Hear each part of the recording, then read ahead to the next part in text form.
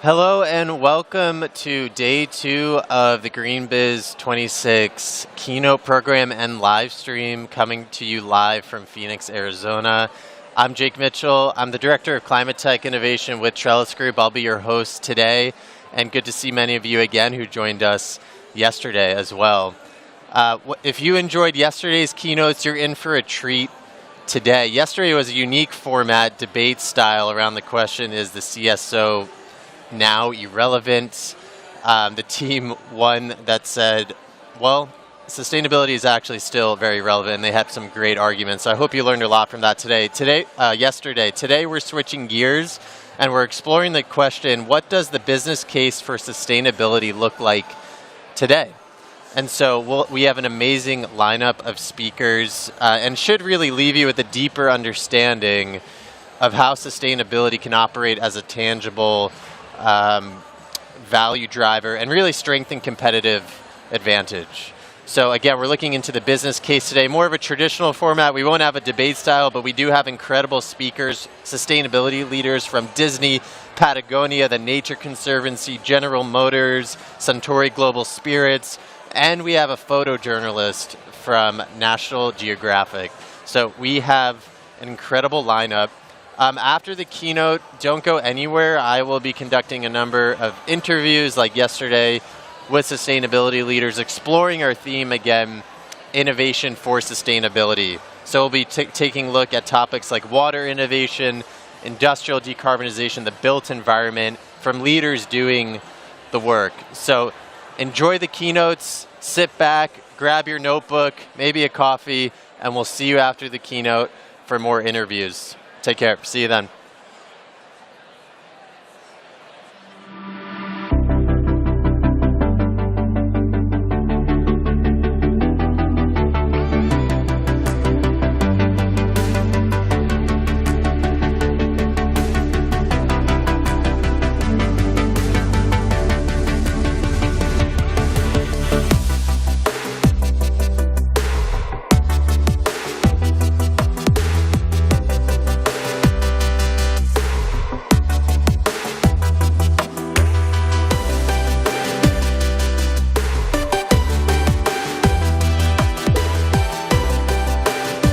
Welcome to the stage, Vice President, Sustainability, Trellis Group, Katie Ryan.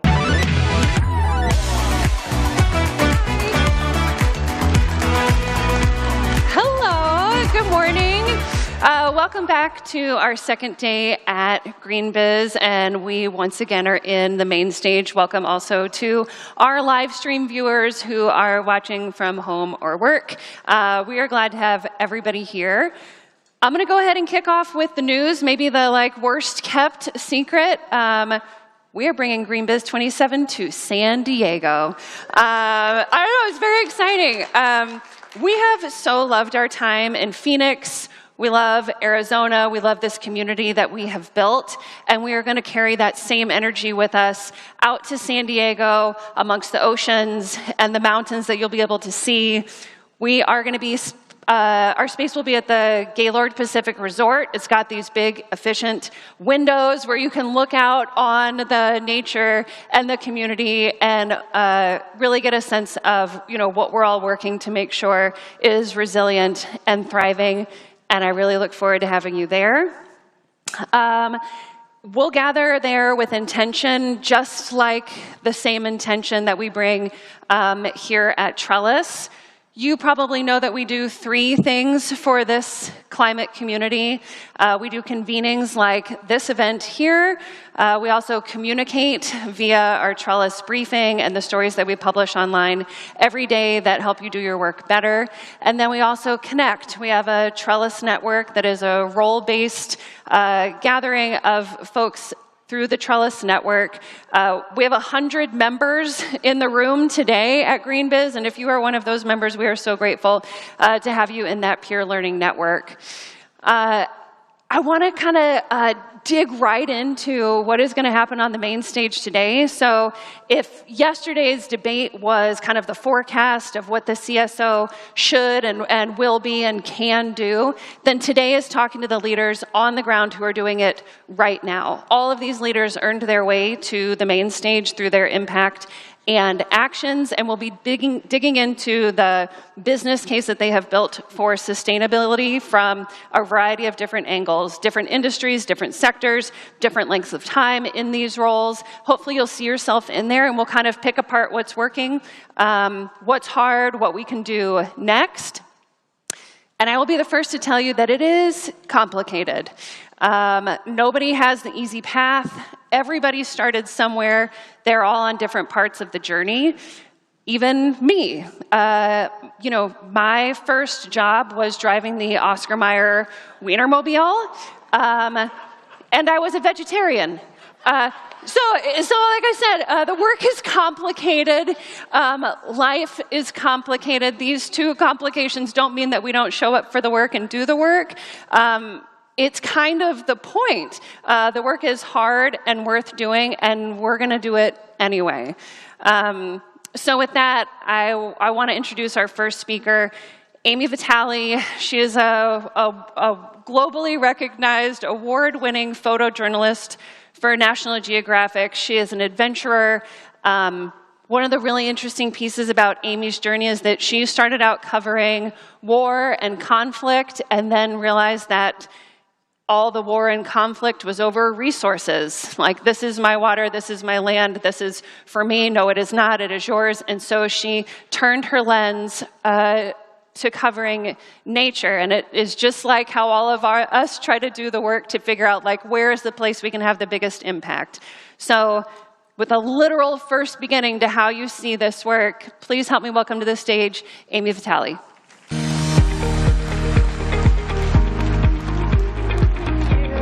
Thank you, Katie. Good morning. First, I just want to say thank you to Katie Ryan, to Trellis for having me. It's so wonderful to be here. And, today, the facts are undeniable. We've lost 73% of our world's wildlife in the last 50 years.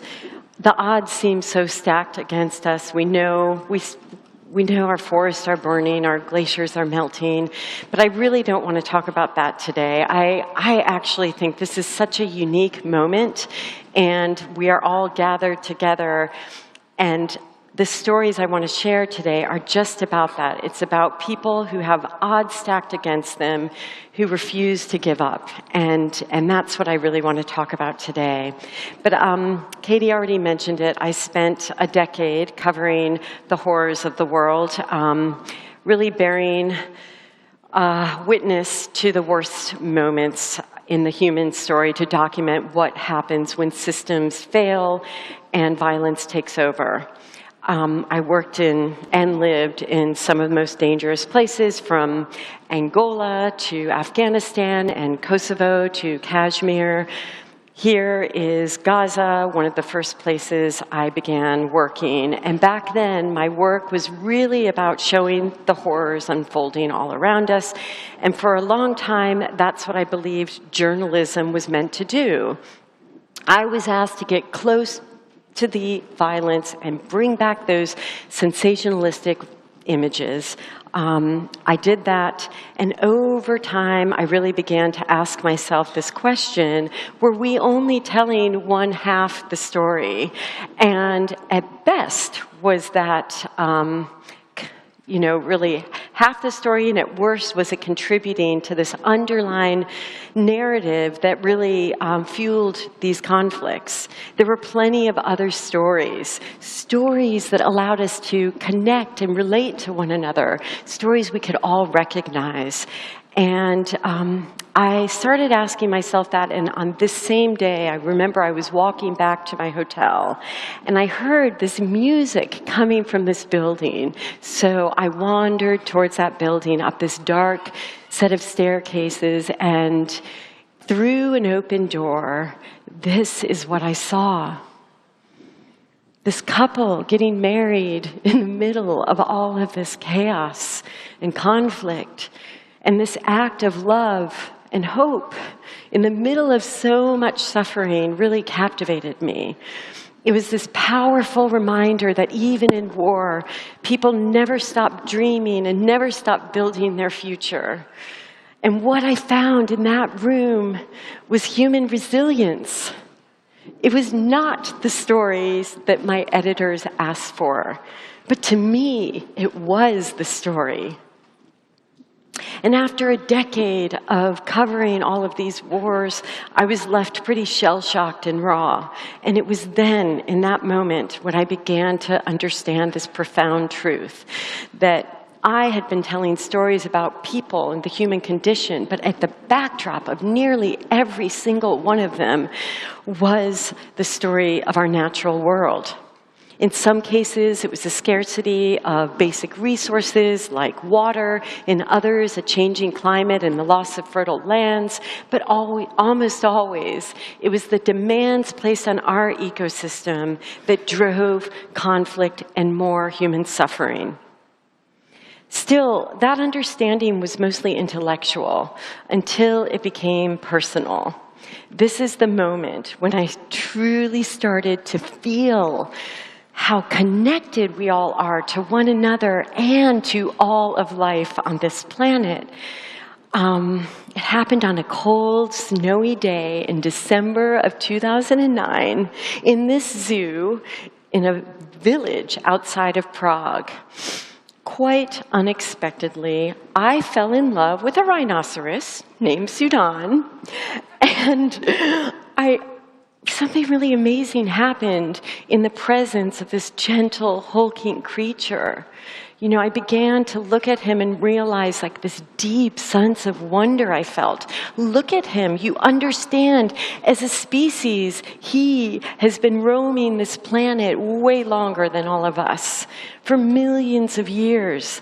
And up until only the last century, there were possibly tens of thousands of them roaming. But on this day, there were only 8 of them known to be alive, all living in zoos. And there was this last-ditch effort to save the entire species by flying them, 4 of them, to Kenya. They thought the open air and room to roam might somehow stimulate them to breed. And this is how we imagine wildlife roaming the open plains of Africa. But this is what it looks like today. They have to be guarded around the clock by heavily militarized men because the value of their horn is worth so much. And when I began this story back in 2009, I realized all of the attention was really focused on the plight of wildlife and fighting this war on poachers. And I began to ask one question: what do the people living closest to the wildlife think? Do they care? Very little was being said about indigenous communities on the front lines. And this is Yusuf. He is with some orphan black rhinos, a different species. But we often forget that the best protectors of these animals are the people living alongside them. And this is Kamara and Khalifi, and these men spend 10 months a year caring for these animals and just 2 months a year with their own children and families. And everywhere I go, I see people, often with very little, making huge impacts, not just for their communities, but for our planet. And I think it's so important to shed a light on the work that they're doing to make a difference. Today, in Kenya, because of this focus on local community involvement, the number of poaching incidences has dramatically decreased at a time when other countries are facing rising poaching levels. And just as an example, during the pandemic, when tourism and all the money that came from tourism just ground to a halt, in other countries, let's take South Africa, in the same year, 400 rhinos poached. Kenya had 0. That is because of the communities. Now, living with wild animals is not easy, and they can be devastating, particularly for families living on the edge of poverty. Wild animals, including elephants, need a lot of space. They can destroy homes and damage crops and sometimes kill people. In response, there is this zero-sum narrative emerging. Do we care more about the animals, or do we care more about people, right? Well, I met this incredible community in northern Kenya where people are resisting this us versus them story. Here, they're looking for ways for all of life to thrive together. They understand the value of wildlife, not only for a healthy ecosystem, but for their own lives. They had this dream of creating an elephant sanctuary. And in the beginning, when I first met them, back in 2013, everybody was laughing at them. You don't have political power, you don't have the funds, how are you going to do this? And I met them and I knew they were going to do it. And of course, flash forward 3 years later, they did it. Against all odds, they created Reteti, the first community-owned and run elephant sanctuary in Africa. And they're doing things differently here. This is Mary Lengis. She is one of the first female indigenous women elephant keepers. And in a community where they previously offered very few opportunities for women, people like Mary are now getting agency. Empowering them is changing not just how communities relate to wildlife, but actually how they relate to one another. And now, poaching is no longer the greatest threat to wildlife in northern Kenya. It's actually climate change. So as the droughts get longer and worse, these wells that are shared by people and their livestock in the day and by wildlife at night are getting deeper and more narrow. And what happens is, during the droughts, a herd of elephants will come rushing in, and if there's a young calf, they often get pushed into the well. Now, in the past, they'd arrive in the morning, they'd lift the calf out and let it die. But today, phones are ubiquitous, and everybody knows exactly who to call, and Reteti comes and rescues the calf, and then the long wait begins. They actually sit by, for this case, 32 hours, and very often they can reunite them with their herds. But sometimes they can't. In this case, after 32 hours, we ended up having to go back to the sanctuary, but at least they have a place to take them. This is the most vulnerable moment for the elephants. In the first 2 weeks, 50% of elephants die because they have to switch from drinking their mother's milk to a milk formula that's actually made for humans. And the keepers stay with them day and night, trying to get them to eat. Each time a new orphan arrives, it's challenging and heartbreaking. And then on top of all of that, COVID hit, and they started to worry when the supply chains were breaking down, what are we going to do? So they started to look to nature. And by the way, they drink one of these every 3 hours around the clock. They eat a lot of milk. So rather than surrender to despair, they looked to nature and they found their answer. Goats eat the same vegetation as the elephants, so they started experimenting. I'm very proud to tell you, goats to the rescue. It worked. And not only that, it ended up being better. So in those first 2 weeks, when 50% of the elephants were dying, today it's 98% of them survive. It ended up being a better solution. And it was because of the pandemic that they were forced to look for a different way of doing things. Now, the other outcome, all that money that was being sent out to a huge multinational corporation in another country is now staying in the community. And the men own the goats, but the women own the goat milk. So it's empowering them. And women who were once impoverished and illiterate are now earning, saving, sending their kids to school. I went with them as they set up bank accounts for the first time in their lives. The elephants really are giving them agency. And Mary always tells me, we're not saving elephants, they're saving us. Now, this isn't just a story about adorable elephants. It's really about all of us, our home, our future. and also about Earth's other silent guardians, from ancient forests to the tiniest of ants. All of these beings shape the air we breathe, the water we drink, and orchestrate this daily miracle of life that sustains us all. Without them, we are nothing. Now, I want to go back to the northern white rhinos. In March 2018, I got a call to hurry back to Old Pejeta Conservancy, Sudan, that magnificent animal I fell in love with that got me started on all of this, was about to die. He was old, and they had to euthanize him. And I rushed back, and this is the scene I found. And I will never forget that morning. Sudan was surrounded by all the people who loved and cared for him. This is Joseph Wachira leaning in to give his last goodbye. And the thing I remember most about that day was how quiet it was. There were no birds, there was no wind. All I could hear was the muffled sobs of everybody who dedicated their lives to him.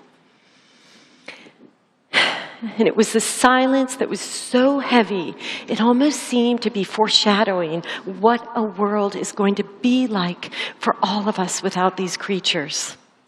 Today, there are just 2 northern white rhinos left, Najin and Fatu, both females, making them functionally extinct. These giants are part of this beautiful, complex world created over millions of years, and their survival is intertwined with our own. Without these creatures, we all suffer.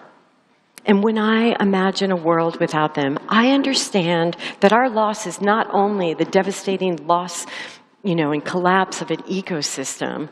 We're going to suffer so much more. It's like suffering the loss of our own wonder and imagination, our own wild. We're losing a part of ourselves. And in this darkest moment, when it felt like there was no hope, this small group of individuals banded together and are doing everything they can to save the species. It's often in the face of our greatest challenges that human ingenuity and creativity do light a path forward. They've created 38 northern white rhino embryos already. And last year, they implanted a southern white rhino embryo into a surrogate as a test, and it looked like Kura, the southern white rhino, was pregnant. But because of climate change and these heavy rains, the sudden flooding unearthed bacteria spores, infecting and killing her and the 70-day-old embryo in her womb within an hour. It was devastating for all of us, but there was a silver lining to the tragedy. This tiny creature confirmed the creation of the world's first successful IVF rhino pregnancy. The next step and the greatest challenge is implanting those embryos in surrogates. Now, the outcome isn't guaranteed, but that's the point. This effort reflects something I've seen again and again. Solutions don't appear when the path is clear. They emerge when the odds are stacked against us. And it's in those moments when everything feels impossible that the human spirit shows its greatest strength. Now, I want to zoom out for a moment. This is Earth, us, a pale blue dot, a single fragile pixel suspended in the vastness of the universe. On that scale, our conflicts and struggles seem to vanish into nothing. But these stories, on the other hand, urge us to remember that it's the smallest act that can change the world, and it's somewhere in the middle between the infinite and the intimate that all of us must live our lives. These stories of compassion and connection and determination to protect the vulnerable, that is what endures. So what happens next is in all of our hands. Every single one of us has a role to play, and together we really hold immense power. The stories I shared with you are about people living on the front lines of war, climate change, extinction, who refuse to let cataclysm define their future. And when I look out into this room, I see an impressive group of human beings who are used to pushing the envelope of what's possible. And if the people in these stories could do so much with just hope and imagination, imagine what we're all going to do together when each of us chooses to write the next chapter with purpose and love. That is what this conference is about. And I'm excited to see all the seeds that will be planted here and what they will grow into. Because every time we choose to keep showing up, to keep doing that good work, even when it feels small or futile, it quietly bends the arc of what comes next. And history only looks inevitable in retrospect. In real time, it's shaped by people deciding to never give up. Thank you so much, and I hope that you keep in touch. I have my little QR code there. Thank you.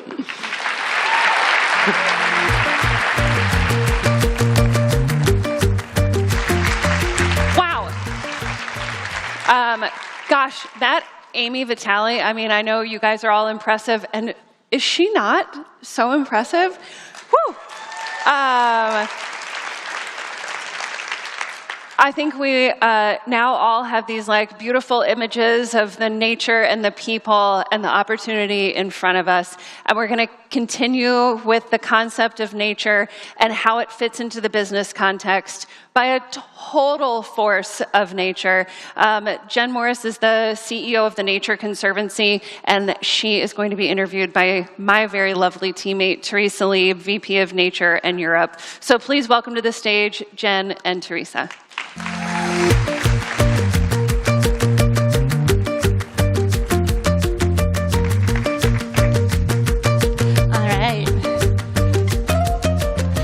Hello, everyone. How are you all doing today? Good. I think we need a little more. A little How's more. everybody doing? How are you doing? All right. Late nights last night. Amazing. So we have the small task of following Amy Vitale. Love Amy. She's amazing. She's amazing. Yeah, we were just fangirling over her pictures behind stage. But I couldn't imagine a better person to follow that conversation than Jennifer Morris.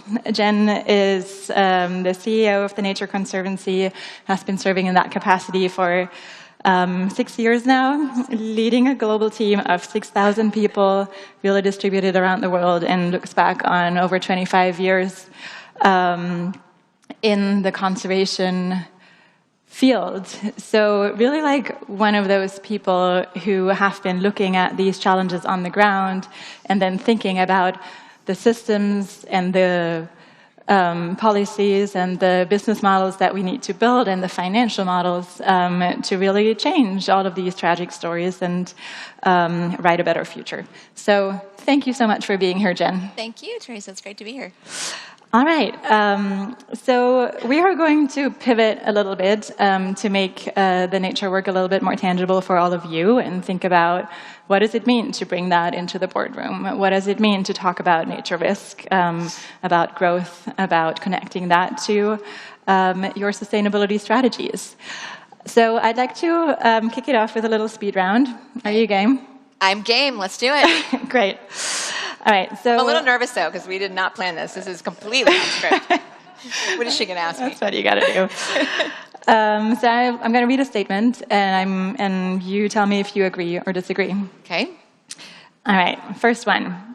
Nature is only material for companies in the land sector. Disagree. Number two. The uptick in nature reporting and disclosures is leading to changes on the ground. Mixed. JNFT is going to talk to you about that later. Many local communities and indigenous groups still hesitate to partner with corporations. Yes, I would say that's true. Nature restoration presents a bigger opportunity for companies than conservation. Oh, no, I do not agree with that. No. All right, I like that. And by 2030, investing in nature will no longer be seen as philanthropy, but the cost of doing business. I hope so. You hope so? I think it depends. Depends. Yeah, All right. we're going to get into that, I think. Yeah. I'd like to see what our audience thinks. Let's do it. Who agrees that by 2030, nature will be the cost of doing business, no longer philanthropy? Please clap. Okay. All right, some hesitation. Okay. Who disagrees? Interesting. All right, kind of half-half. All right, so please convince the audience. Why should it be? Well, so let's, cost of doing first of all, business. thank you for having me. It's great to be here, and following Amy is no easy task. So, look, I think that nature is often seen as this big black or green box, right? So it can be a lot of different things to a lot of different companies. I think if we break it down and we use the tools that we have to actually understand what are the material risks, the cost of doing business, there's obviously one that many of you out there, many companies are already addressing, and that's water, right? Water is already a material risk for so many people. We don't have to, or for so many companies, we don't have to convince you of that being here in Phoenix, where we are literally ground zero for the water crisis, the Colorado River, where 40 million people are now looking at significant water stress, not to mention all the industries that rely on the Colorado River for their survival. So it is material. Now, when it comes to biodiversity and other things, I think that's where it really is going to depend. And I think we do have the tools now to actually dig in to determine, other than just the land sector, where those risks are material. And I think that's what I love about GreenBiz and all the people in this room, is that you all want to roll up your sleeves and figure this out and make the economic case for why nature, and specifically what aspects of nature, are material now or certainly will be in the future. And don't need to wait for a crisis in your supply chain to actually take action. And I think that's where we're seeing a lot of interesting things happening. So I'll give you one quick example if I could. So 8 years ago, does anybody in the audience remember Day Zero in Cape Town, South Africa? Raise your hands if you remember that. Okay, so we were on the ground as Nature Conservancy in Cape Town, and working with both municipal governments, but also working with companies there. For those who don't remember, can you just Yes, sorry. explain? Day Zero was the day where Cape Town was running out of water. They were very, very close. Their reservoirs were under 20%. So Colorado River is actually now under 30%. So just as an allegory to where we are now, they were under 20% and everyone was freaking out. They're like, what do you mean Day Zero? I remember my daughter was 10 at the time, and she looked at me and she was like, does that mean the city is not going to have water? And I looked at her and said, yes, that's exactly what that means. So we took a scientific approach to this and said, there are many things, improper use, waste, the usual things we know about water. But one of the things that we didn't know was that in the watersheds around Cape Town, an invasive plant had spread that was extremely thirsty and was drawing way too much from the reservoir. So a simple solution, and this was representing about 30% of the needed recharge, was to eliminate those invasive species, pull them out, get rid of them, and that amount of removal would recharge the aquifer over time, 30% of the water supply needed for Cape Town. So we did that. We came together with a company. So the companies there were working together, Coke and Pepsi, working together, Levi Strauss, Caterpillar, and really importantly, AB InBev, a big beer company, and as the head of sustainability there often says, no water, no beer.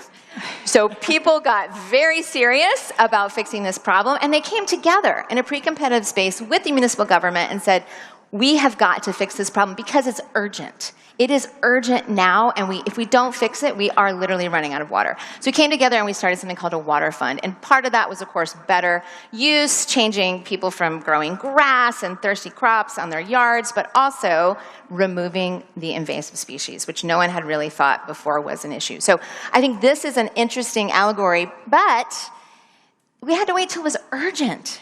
So this is when I think that's one of the challenges with nature is she has been providing us with all these free services, and only when we're about to lose it does it have value. All of you in this room know that you're talking to your CEOs and your CFOs and your boards and your investors, and you're trying to change this dynamic so that it's going to become much more expensive as we wait for these things to happen. So let's get ahead of it now, and that's why I love what you're doing here at GreenBiz. Amazing. So one great example of the work that you do, you run hundreds of other corporate partnerships and partnerships with other stakeholders. What are some data points, insights, strategies that you can draw out of those collaborations to help people make the case before we get to a crisis?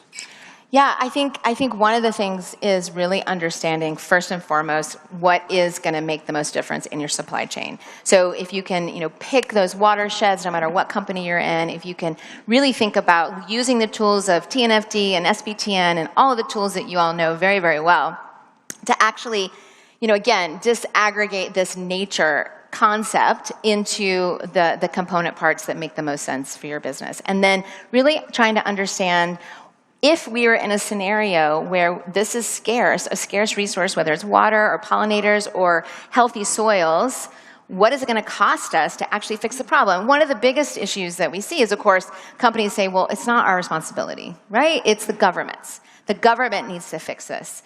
And the example of Cape Town, I think, really illustrates that the government didn't have the resources and they needed the companies who were the major users to actually come together and try to fix that problem in a holistic, non-competitive way. So I think that's one of the things that we're constantly pursuing as a Nature Conservancy, is those solutions, those radical ideas, and radical partnerships sometimes with competitors. Again, across sectors, so you don't get into trouble sometimes, but in a way that makes sense for recognizing that this is infrastructure. Water and soil resources and other things are just as important as your manufacturing facilities. We, as a human society, have not looked on nature that way. And that's the cultural shift that we all need to see. And I know the people in this room get that. And now it's just convincing, using those economic cases to convince the investors, the boardrooms, everyone else around that this really is important to do now, before it gets too late, before we hit day zero. Yeah.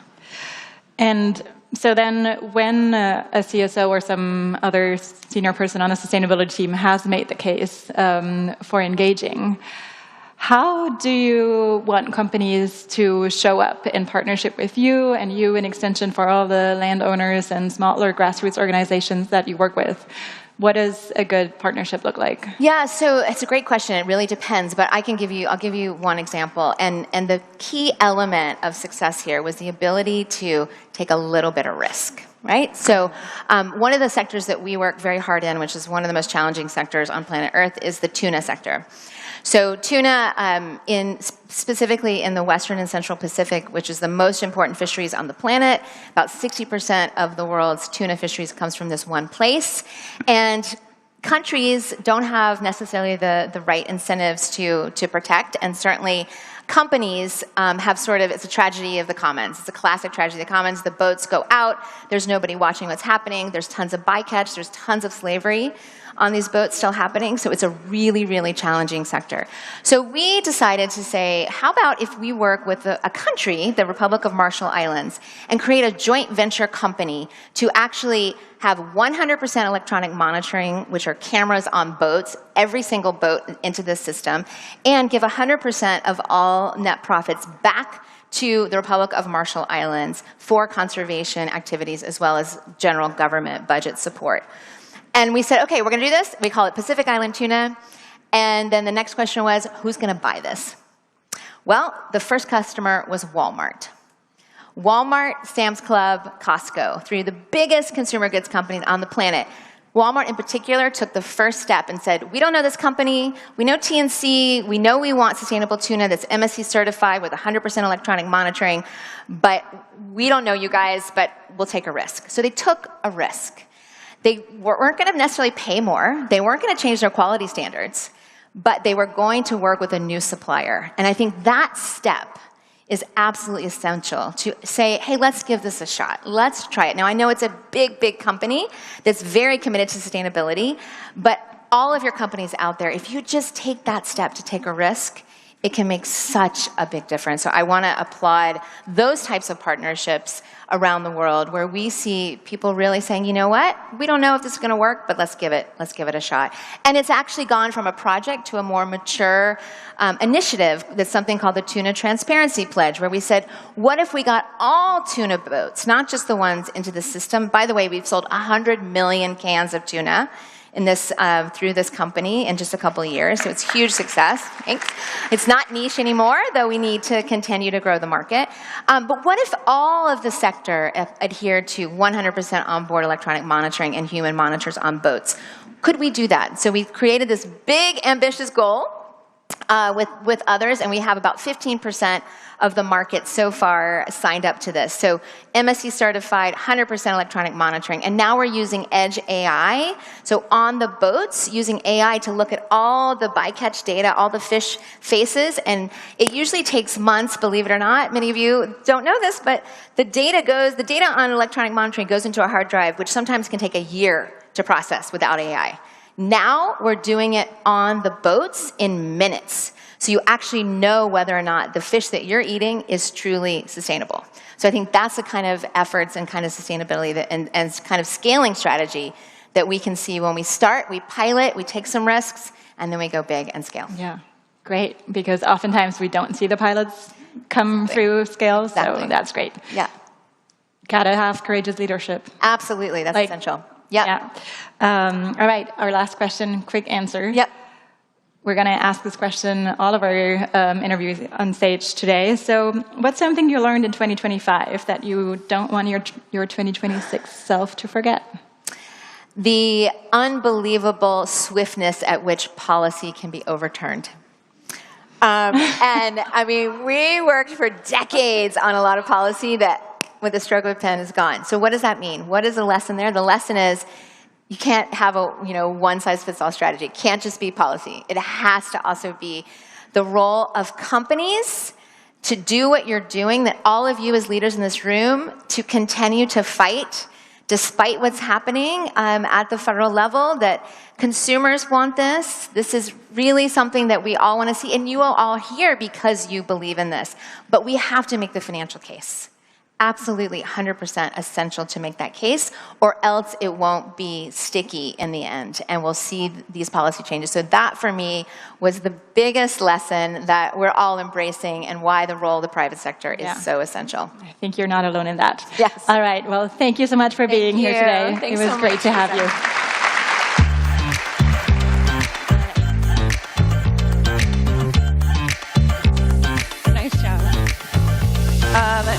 That was awesome. The least favorite part of my job is like saying, get off the stage, when the conversation is so good. Before I bring on our next interview, I just want to take a minute for a little bit of gratitude. Thank you so much to the sponsors that make this event possible. Hopefully you have seen them around, you are talking to them, you are engaging in the booths and seeing them, all of their activations coming to life. A special thank you to our foundational sponsors, Amazon and the Walton Family Foundation. We really need you to do this work, and you showed up for us, and we are so grateful. Amazon is also the sponsor of the water program. It is going swimmingly. There are just so many water puns that I could really go with. But if you see any of these organizations up here, maybe you work for one of these organizations or you partner with them, say thank you, because they are, putting their dollars where the values are, which is here with this community. We really do need our sponsors to make this event possible, and we are really grateful in all the ways that our partners and our sponsors show up for us. It's time. It is now time to bring up our next interview. Please help me welcome to the stage Yalmaz Siddiqui, Vice President of Environmental Sustainability at the Walt Disney Company. Welcome, Yalmaz.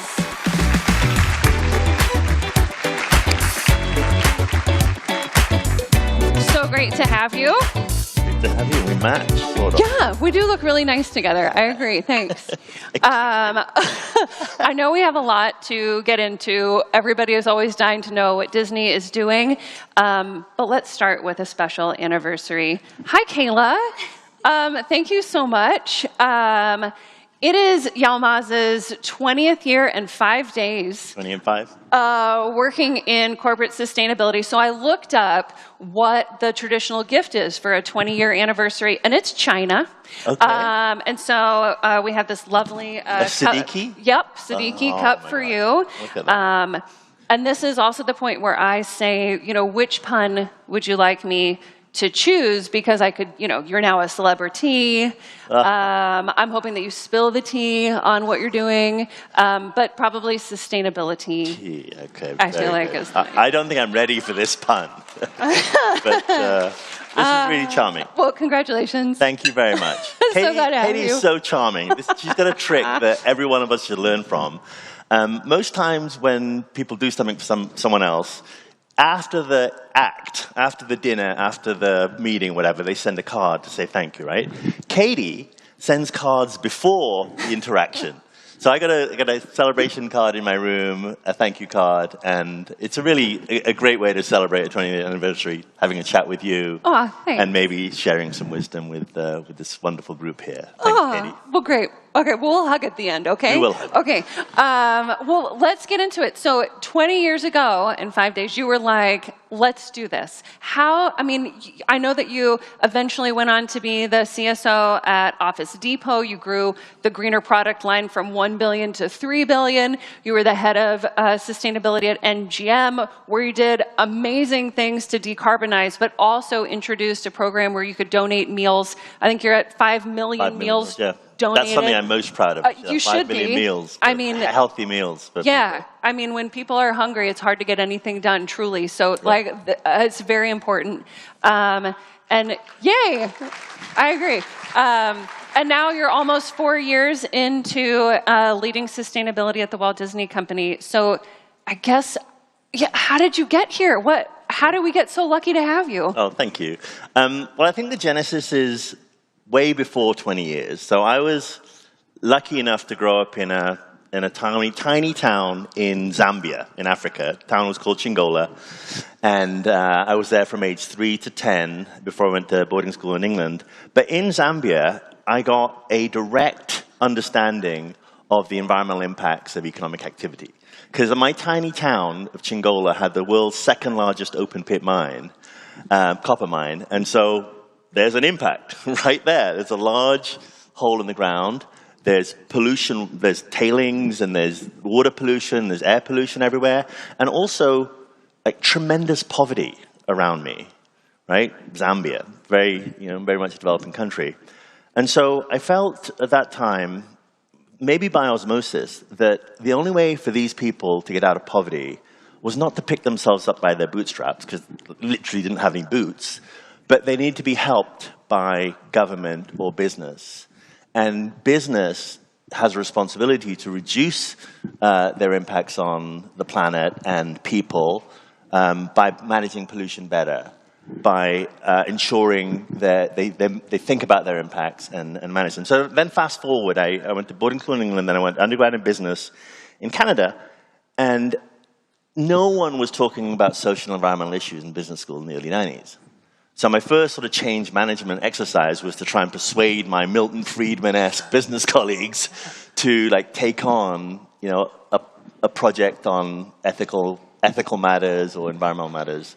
I got very good advice after I did a master's, where I was intending to go to NGO, to either World Bank or UN, and a lot of people said, what the environmental and social sustainability community needs most is people with business skills and business knowledge. So go and get more business skills and business knowledge, and then when you're ready, apply those skills, the academic background and professional background, into a corporate context. And that's what I did, my first job at Office Depot, February 13th, 2006. That's the long genesis. Oh, so interesting. Now I've gotten to work under some really wonderful CSOs myself. Bruno Sarda is in the crowd. I love Bruno. Leah Seligman, also so lovely. And everybody kind of has their own definition of sustainability and then how they operationalize that in the business. How do you define it? How do you put it into play? It's interesting we don't really have a universal definition, right? We're such a young profession. So that's part of the thing we should recognize and not worry about so much, that we're going to grow into maturity over time. But I define our profession as in 3 words. So our role is to initiate, integrate, and communicate. So in a way, I'm answering the debate with initiate and integrate. I agree with both. So initiate is initiate new things that but for the environmental sustainability team would not have occurred in that company. So a change from a norm that we've initiated. Integrate that new thing so that the better environmental practice or social practice becomes a norm in the business or the business function or the business unit that would be doing those things, would be making those decisions, and finally communicate what we're doing, whether it's for regulatory needs or internally. And I think it's important to have very different psychological attributes in each of those phases. So when we're initiating something new, we need polite, patient perseverance to keep going because, there's a lot of no's on the path to a yes in initiating something new. And also in initiation, like having an empathy, like genuine empathy for the people you're trying to encourage to do something new in the company because they're doing something as a norm because that's the way things have been done, and they're used to it, and they understand it, and want to carry on doing it. So you're sort of bringing a change to them, so empathize with them, sort of sit in their shoes for a little bit. In integrate, which is handing over, control and decision authority to a business unit or a business function, in that, I think we need to release. Like genuinely let go of decision, authority, or influence. With a little caveat, refine it as well. Like sometimes teams, when it's integrated, teams are not necessarily doing the right thing at the environmental hotspot, or they're sort of around the issue rather than in the material issue. So refinement, and then reward. Like even if people are not genuinely supportive, they're doing marginal things. Like rewarding them for those marginal things is actually helpful in the change journey. And then finally on communicate, I think, making our language more accessible. Well, we're a very jargon-rich community. Like, who's going to nod to that? Yes, we're very jargon-rich. So making our communication accessible, making it accurate, of course, that's where the technical skills, and then aligned to the stakeholder needs. So different stakeholders kind of need completely different arguments. I made the mistake of making very financial arguments once to like a business resource group, and they didn't want to hear the economic arguments. They wanted the social and moral arguments. And so like aligning the message on the same initiative or the same idea to different audiences in a completely different way. I think initiate, integrate, communicate. That's my definition. It's good. We'll rewatch those again. Okay. So kind of digging into the, how you bring it into the business. I mean, Disney is famously complex. How actually is sustainability embedded into your work at Disney? Well, I think we've got a very mature organizational model, actually, at Disney. But I'll start by saying, when I was offered the job, I was kind of in a panic at one point, and I showed my wife an infographic of all the companies Disney owns. And if anyone wants to do that, do it. It is so stressful because someone has designed this like Mickey Mouse head, and like Hulu is like one tiny company in the bottom right, like cheekbone, and ESPN is over there, and National Geographic is over there, and Marvel's over here, and it's like, that is a lot. So I was quite stressed. But we have a very interesting federal and state structure. And when I say that, I mean not every, but many, many business units have their own embedded environmental teams, where they're people who are trained in environmental sustainability, have developed skills, and they're close to the business, they're close to the value drivers for that business, and it's their job in the state, quote unquote, to engage that Disneyland or Walt Disney World or Disney Cruise Line or Marvel Studios, whatever. And they report to the state governor. They report to the leader of that business unit, like through the chain. My role, I've got a colleague who leads sort of environmental policy and ESG strategy, and then the central coordinating team, many of whom I hope are watching, who are amazing. We sort of coordinate the company-wide activities and do that refinement if necessary, do the communication on the company, for the company. And so this federal state structures, I think, excellent, because we have integrated into the business units, and we also have a central body that initiates and coordinates. And I take, not offense, but I don't like it when people say, I'm working my goal as a sustainability practitioner is to work my way out of my job, because it's integrated. Dislike that so much, because it devalues the need for technical expertise. It's saying our profession does not have anything unique. And we do have something unique. We've got technical understanding about social and environmental issues. We know the jargon that the stakeholders want us to think about and act on, right? So we are needed forever. Like when we say we want to integrate good financial practice into the organization, does that necessarily mean we need to get rid of the CFO? No. When we say, integrate good human resource practices and performance management, does that mean we get rid of the CHRO? No. So same argument, I think. So I was very much on one side of the debate. Yeah, for sure. But I think it's a strong argument for technical expertise in the center and integration with both technical expertise and functional expertise to move things forward. I love that. We aren't going to get to some of the things I was so excited to talk to you about. So when you see Yilmaz, you can ask him about how he gets from a no to a yes, and advice for growing your career, entering the career at different points. I do want to close with that question that we're asking everybody, which is what did you learn in 2025 that you do not want your 2026 self to forget? I think, to be honest, it was in 2024 I learned this. Fair. I read this quote, find what brings you joy, do more. Yeah. Okay? So I've really chosen to find what brings me joy and do more. I go dancing with my wife sometimes to 4 in the morning. I do karaoke, I surf, I climb.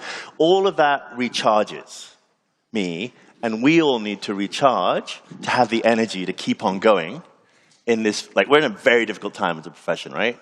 As a world. So we need to keep going, and therefore we need to replenish ourselves. And I have one more thought for everyone. This book, I just looked at it. I bought it for someone here who asked me the best question. It was published in 2006, okay?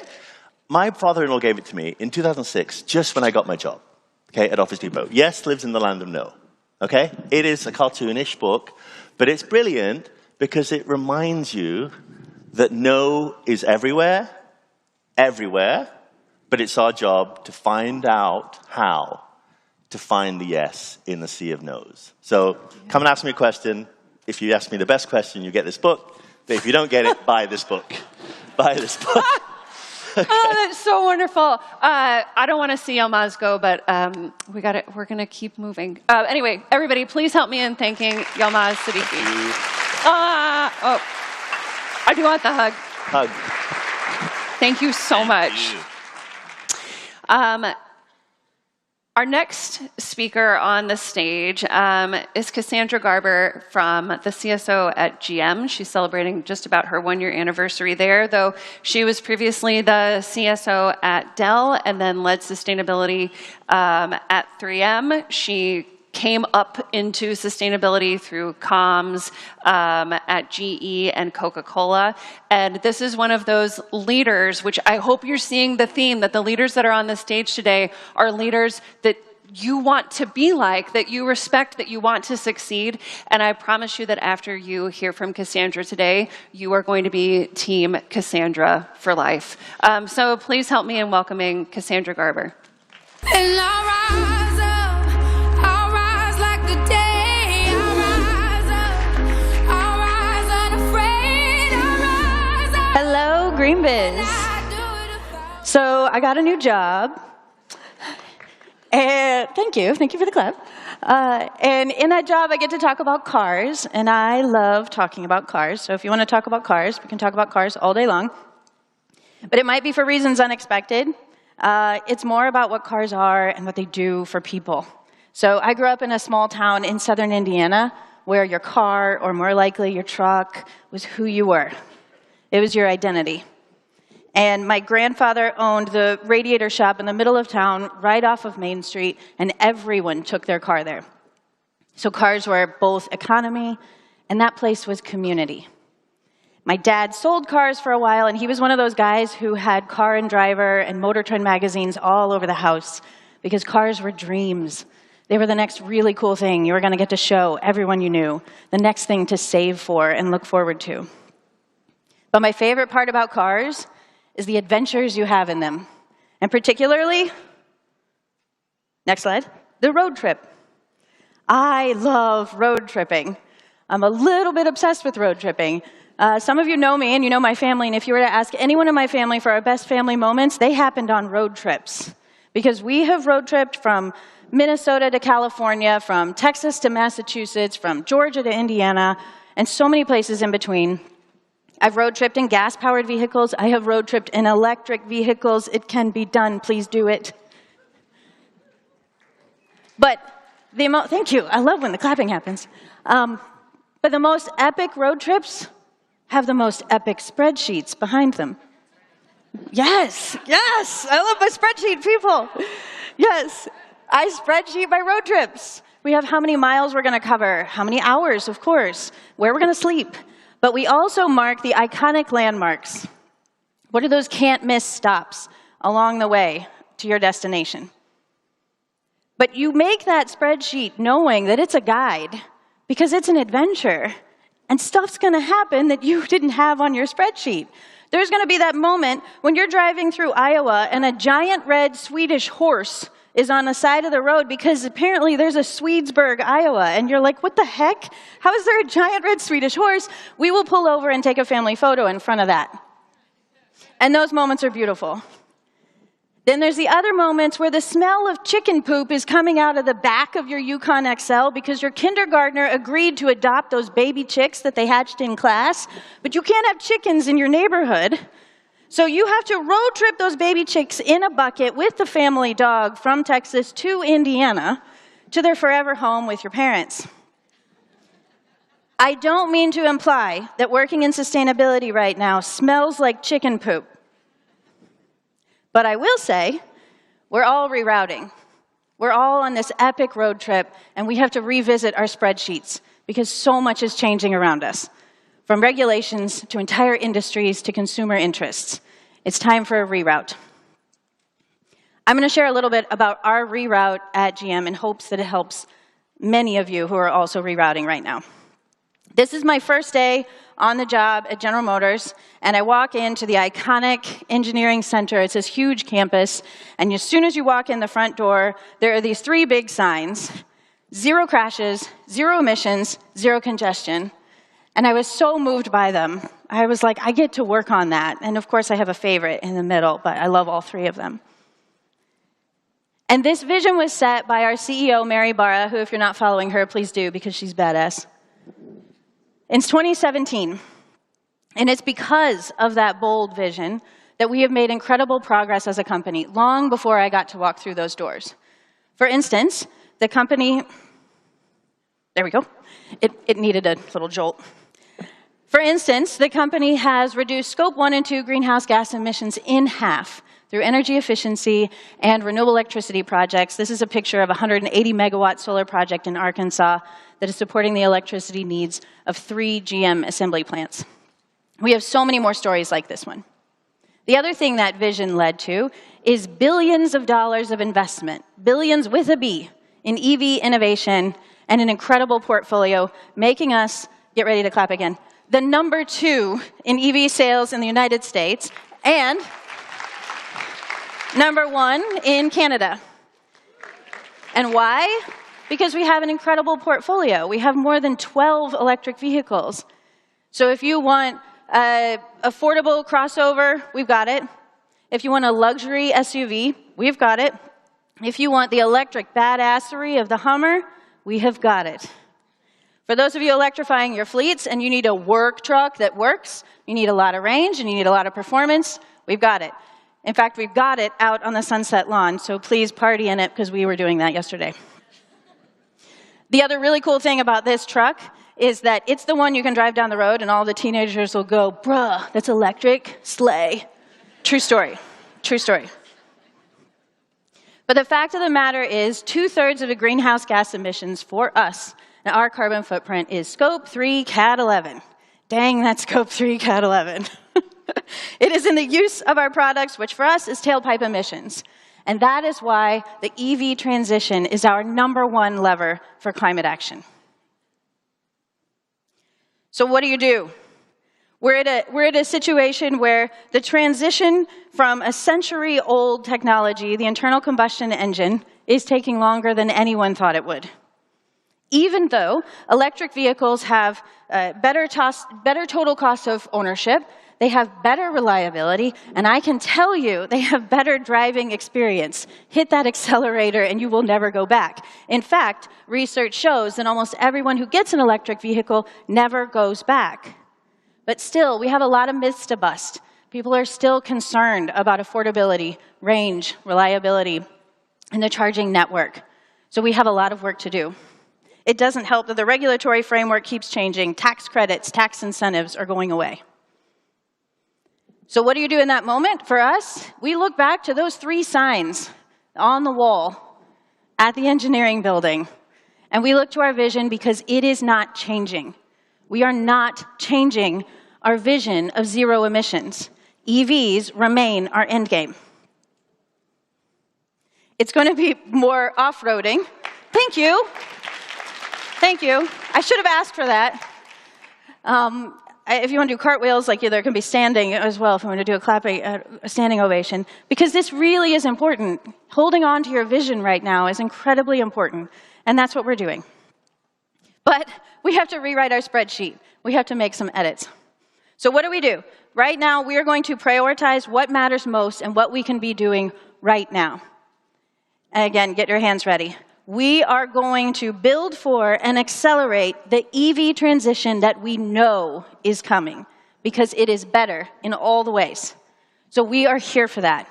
But we will not solely rely on EV sales to get us to our goals.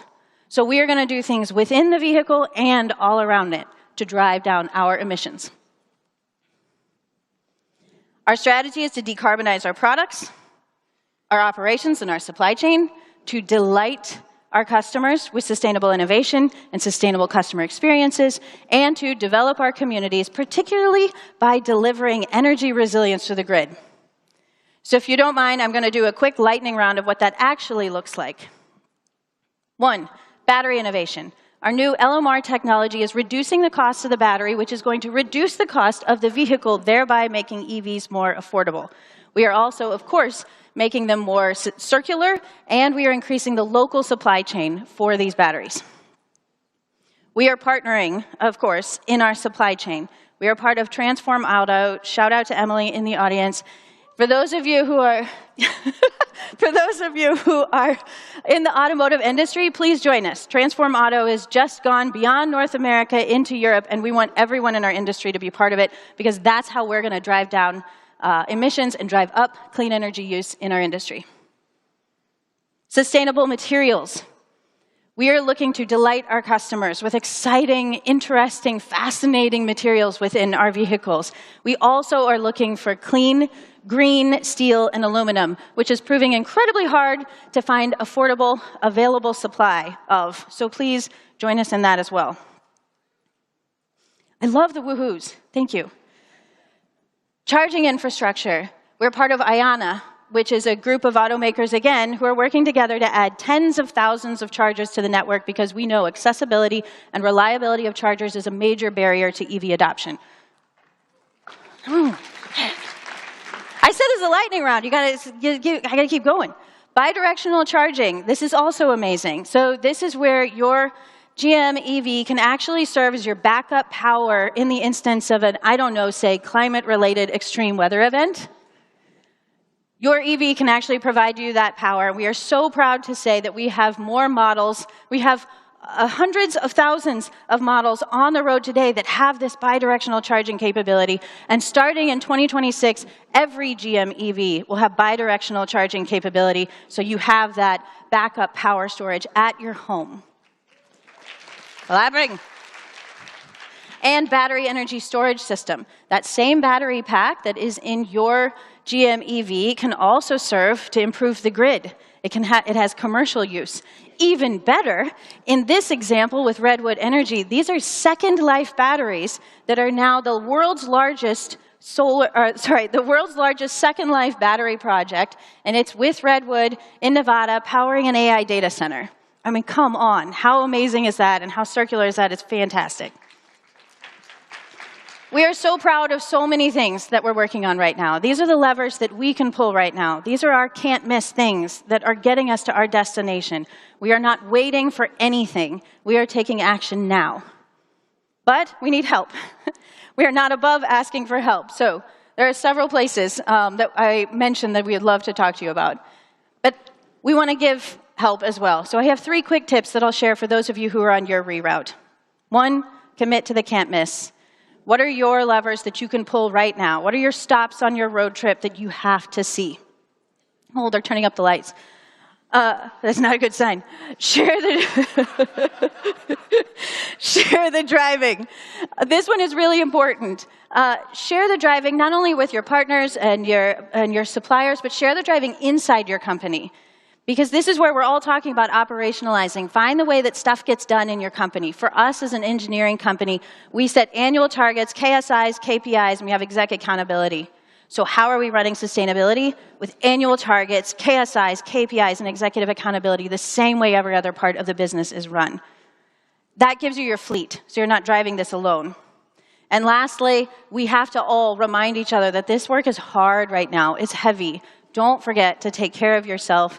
Take care of the people around you. This work requires grace and grit, and no one can run on an empty tank or an empty battery. So with that, I want to say thank you to everyone for being on this journey. I ask that you treat this road trip, treat this as an adventure, and reroute, knowing that there could be big red Swedish horses. There also can be chicken poop. But we will get through it together, and I'm so glad to be on this adventure with you. Happy rerouting. I will see you on the road. Thank you.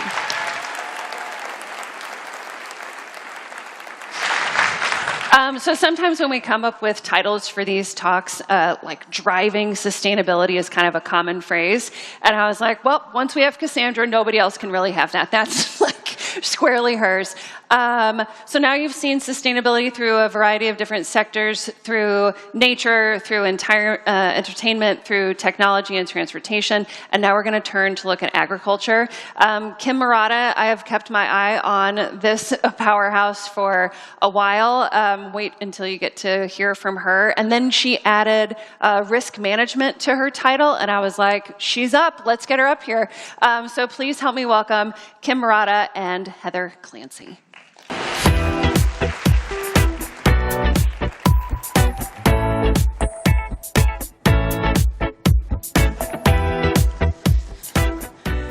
Hey everyone, thank you for being here. It is so wonderful to see so many of you out there in the audience. We're going to go right into this because this is a really cool title. Chief Environmental Sustainability and Enterprise Risk Management. It's a long one. Whoa, that's a big one, right? But you were a criminal defense attorney at one point in your career. So I actually want to ask you how that pertained. But in all seriousness, how did this dual role change your perception of what you needed to do as a leader? Yeah, it's actually, I really feel privileged to be in this role. When I first was asked a little while ago to do enterprise risk management, it's one of those things where you kind of pause and you think, oh, okay, what does that mean? Is it just focusing on compliance? But if any of you have the opportunity, jump into it, jump through the door, because what it does is, so many of us are managing risk anyways. We're looking at water, we're looking at soil health, we're looking at packaging, we're looking at carbon, climate, all the risks that we're really focused on and managing for the long term. And what enterprise risk management has given me the opportunity is kind of to see the big picture, the whole lens. And so instead of just having environmental risks, they're business risks with environmental mitigation.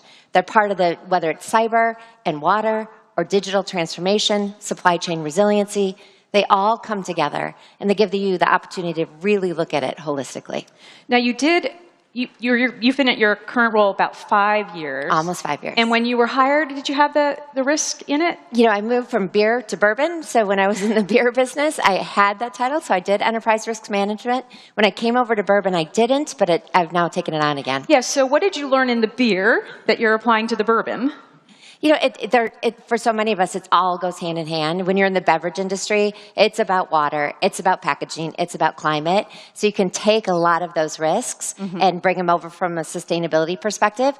But then also just from an enterprise, mindset, when you look at it, all of us are looking at what are the impact of tariffs? What are the impact on geopolitical tensions? What are the impact on regulations? What are the impact on the economy? And what is the impact to us on the business? So putting that all together, whether you're in beer or bourbon or GM or Disney, it all has really similar qualities. So who do you report into with this role? So I report into the Chief Supply Chain Officer, which is fantastic. We're a privately held company, which is also unique. And so we don't have an audit committee or a board level committee, but we do have an internal global risk committee. And then at a parent level, we also have a board committee. Who is on that risk committee? The risk committee, importantly, starts with the CEO. So we have the CEO, the CHRO, the Chief Supply Chain Officer, the CFO, the Chief Legal Officer, Chief Brands Officer, Chief Digital Technology Officer, and then a few smatterings of us. Well, and the Chief Sustainability Officer. Chief Sustainability Officer.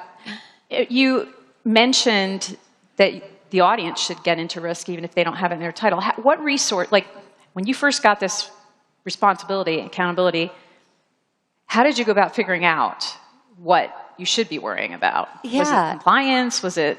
It's such a great question. It's a little bit, Heather mentioned when I first moved from criminal defense into sustainability, no lie, I was in the grocery store and they sold greenhouse gas emissions for dummies in one of those little books. Like, I better get this and figure out what's going on.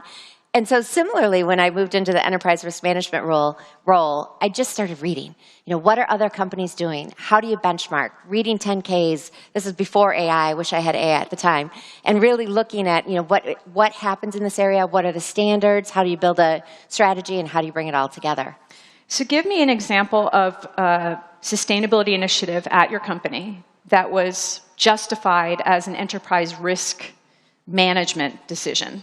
Well, you heard earlier, no beer, no water. Well, of course, even though we say it tongue-in-cheek, no whiskey, no water, it's really a business imperative for us. And to put it in context, it's the main ingredient in our products.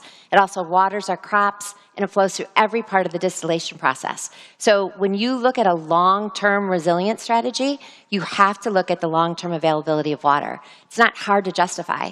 If we're going to make tequila in Tequila, Mexico, we need water there for the long term. So it's really that nice kind of conjunction or collaboration where once we thought of just environmental risks, you bring the business risks together with the rest of the strategy. Yalmaz made a great point of the technical expertise that you all bring to your companies and how you can change the perceptions with it internally. What risks, from your seat, are the other people on your leadership really discounting right now, not underestimating and not really understanding?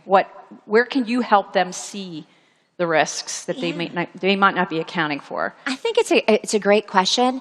I'd like to say that we're seeing the risks. The ones that are obvious, the ones that are coming in a year, you have those on your radar screen because you can start to feel them right now.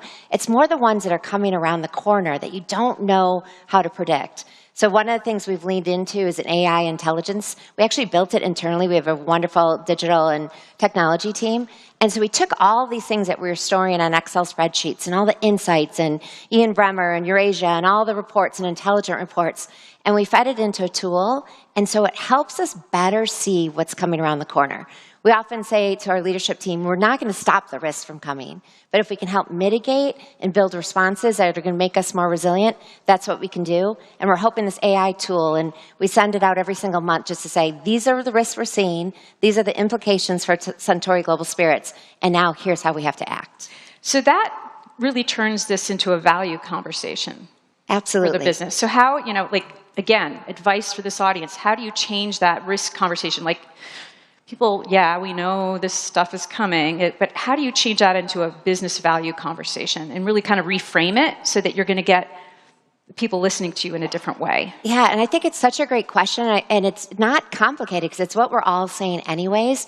When we talk about having water, or for us, really importance of white oak, having white oak for the long term, or the impacts of weather and weather-related events, it's all about building a resilient business. And it's the same thing when you're looking at our other risks, our market dynamics, or supply chain resilience, or geopolitical tensions. We want to build a business that's resilient. So if you have a sustainable business, you have a resilient business, you also have a profitable business. So how does that help you justify the investments in what you're doing? We're actually, I shouldn't say it's easy because that might be too easy of a word, but it makes it a little bit more, hitting at the heart of the business. Again, if you aren't investing in water infrastructure or watershed health, you're not going to have water for the long term, and you're not going to be in business. Same thing, your team is investing in digital transformation. You want to be in business for the long term. So those risks go hand in hand. You have to make the investments to make sure that your company can survive. Can you give us a couple of examples of where you're investing? Sure. Well, first of all, one thing, just to kind of tell you a little bit about Suntory, we have a philosophy. When you look at Suntory Holdings, we are very fortunate it's a long-term view. So Suntory Holdings doesn't really operate in quarters. We're a family-owned business that operates in generations. So we really look at what happens in 50 years or 100 years from now. So when we're investing long-term, whether it be in anaerobic digesters that are going to help us reduce greenhouse gas emissions, or I mentioned water a couple different times, or we've got investments in agriculture, regenerative agriculture. These are long-term bets. We know that when soil is healthier, it improves the quality of our products, and we know that our whiskeys taste better. So everything just goes hand in hand, that long-term view, long-term investments. And how do you engage your community in these conversations, like wherever it happens to be in the world? You have to have the community. Everything is local. Whiskey is local, so when we engage in any activity, we bring the community into the fold with us, whether it's the NGOs in that area, whether it's the government in that area, other partners, peers, competitors. Everybody needs to be at the table to really address whatever issue it might be and bring everybody hand in hand. Everything feels pretty risky right now. The world feels really risky. Everything, everywhere, all at once. Yeah, right? So how do you prioritize when everything feels like a business risk? Yeah, and all of us are doing it. You are all enterprise risk managers. You probably just don't know it yet. But when you look at it, you're really, when you did your double materiality assessments, you were looking at what's most material for you and where's your greatest responsibility to act. When you look at enterprise risk management, you're looking at the likelihood, the impact that risk is going to have on your business, how prepared are you, and what is the velocity at which this risk is coming. So you can tier it out. Here's our tier 1 risks. We're really going to focus on those and spend a lot of time and effort delivering those risks. Here's our tier 2 risks. We're going to sustain those so that they don't turn into tier 1 risks. And then here's our tier 3. We're going to monitor them, make sure that we have a handle on them, and know what's coming. And that's how you can prioritize, just like we all do in sustainability. So I'm going to go back to a couple things earlier in the conversation. One is you mentioned all the people on the risk management team, the committee, whatever you want to call it. What conversations did you have in the business at other layers to help you better understand that? To understand who? The risks. The risks? Yeah. Because this is really fundamentally, if everyone's job is risk management, absolutely, what conversations does this community need to have that maybe they're not having right now? I think that is such a good point, Heather. I love that you made that. It's all about internal stakeholder mapping. And so I think in sustainability, we talked to our people. We talked to operations. We talked to sourcing. We talked to marketing. We really engage with the people that are really close to what we're doing. And what's nice about enterprise risk management, you have to talk to everybody. So there might be specific risks in HR, there might be specific risks in marketing, there might be specific risks in this region or that region, but you have to get knee deep and understand what's happening across the business with all your internal stakeholders. And I'm glad you asked this question. And as I reflected back on this experience, I think it's made me sharper and better in sustainability space, and hopefully I can take that same learnings and that same experience to the enterprise risk management space. So people want clarity. People they need clarity to do their jobs. So how do you, as a former attorney, how do you convince and talk about these things, these risks, these uncertainties with people who need clarity? Yeah, Yeah, uncertainty is an interesting issue, or interesting word. I think uncertainty is actually an opportunity. One of the things, when I tell our committee, I don't have all the answers, but it can help us mitigate some of the questions that we see. So when you think about uncertainty, the things that we do know, we know this planet is going to get hotter and drier. We know that we're going to have more demand for transparency in the work that we're delivering. We know that there's going to be more regulations and a tougher environment as we continue to move forward. So turn those into opportunities. How do we make ourselves then more resilient? How do we make ourselves stronger and a better company and organization so that we can continue into the future? And the question we're asking everyone, what's something you learned in 2025 that you don't want your 2026 self to forget? Yeah, I could probably answer this in a million different ways, but I think what's been great about bringing these two areas together, and without being repetitive, often we think about how we give back to society, which is so important, but really focusing, and you've heard the theme throughout the conference, about how we create value and how we build resilience. So getting back to those basics and really talking about it in that way is probably what I wasn't quite as focused on earlier last year, but really trying to drive home this year. Great. Thank you so much, Kim. We really appreciate being here. Thank you. Thank you. And Katie is coming back to the stage. Okay, another winner of a conversation, I have to say. We have one more conversation left for you today, and then you are on to lunch. I promise this will work up like a healthy thirst and appetite for what is happening, because our last interview was with Patagonia, which is always like an interesting behind-the-scenes look at what is happening at such a beloved company. To kick off that conversation, I do want to spend a little bit of time with my wonderful CEO, Hana Kajimori, over here at Trellis. So please help me in welcoming Hana to the stage.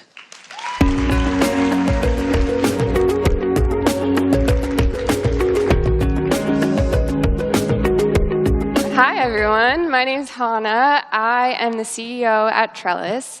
And before I bring out my guest, I just wanted to take a moment to recap what we've heard on this stage for the last couple of days. At an event like this, contrary to maybe popular belief, my job is not to put out fires and make sure all the logistics happen, because I have an amazing team that is doing that. So let's give a hand to the Trellis team and all our partners. But I really have the privilege of being able to zoom out and think about where we are right now, where we're trying to go, and how Trellis can support all of you in the amazing work that you're doing.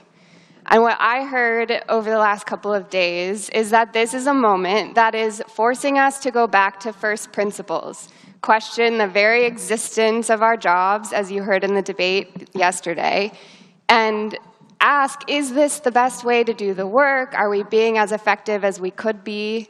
It's also a moment that is forcing us to stretch and grow into new dimensions of this role, whether that is like the emotional connection that allows us to influence the work, or speaking the language of your CFO, or building the business, doing sustainability not because you have a mandate to do it, but because it's driving the business case or the revenue. Those are maybe uncomfortable for us, new things, but I really believe that it is making us so much more effective in our roles. And we're here to support you in rolling up our sleeves and sharpening our pencils, because we are going to come out of this stronger on the other side. And these are the things that we get to think about every day at Trellis. So we will continue that conversation, as Katie said earlier, through our briefing, our newsletter that goes out almost every day, and the stories on our site, to our network, the Trellis Network. And we will get together again next at Trellis Impact in June in San Francisco, where we'll be focusing on layering innovation and looking at sustainability through that lens. So you can find out more about all of that at trellis.net. And I cannot think of a better segue, actually, to my guest, who I think is this intersection of sustainability and innovation personified. Welcome to the stage, Matt Dwyer, who's the VP of Product Footprint at Patagonia.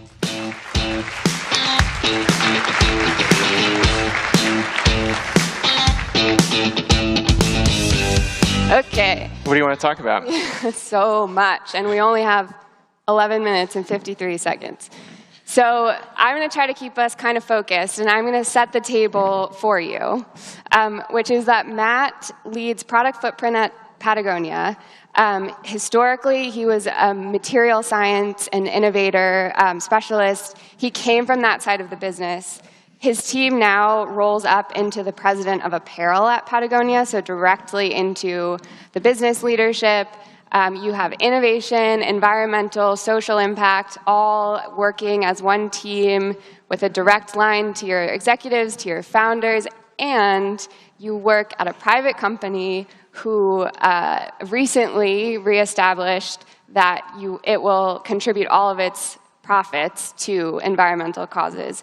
So probably you're the envy of every person in this room based on all of those tailwinds that are behind you. So I'm going to ask you first the question that's probably on everyone's minds. I think we're probably all sitting here being like, must be nice, like, I wish I was Patagonia, I could never do those things. I'm sure you get that question a lot. How do you respond to it? First of all, thanks for having me, thanks for thinking of us. And I'll just come clean. I'm having horrible imposter syndrome right now. Just following the talks earlier, all the epic people that I've met so far. I'm just a metallurgist at heart. You know, I'm sitting here talking to you. So I inherited the job I currently have about 5 years ago. And it's, as you explained, this happy blend of all the scary stuff, all the fun stuff, future, past, present, supply chain management, et cetera. And in the past, I think Patagonia could rightly be criticized for being first, smart, right, and on our own. And that's something that I think about every single day when I eat my humble pie in the morning before I go to the office, where Ivan Chenard, our founder, and he's amazing. He's the original product person. All he wants to do is come to your desk and talk about product all day long. He doesn't have a phone or computer, so he leaves me newspaper clippings with like a handwritten note. I have a drawer full of them back of my desk. He challenges me and says, you know, Matt, I know that you and your team can set the loftiest goals. I know that you can achieve them, but if it's just you, you're not achieving anything. So really this idea that success or scaling comes through the agency of others. So our job is to provide the activation energy, where we're happy to do the disproportionate amount of work up front to ensure that whoever comes after us can just hit the green button and do the right thing.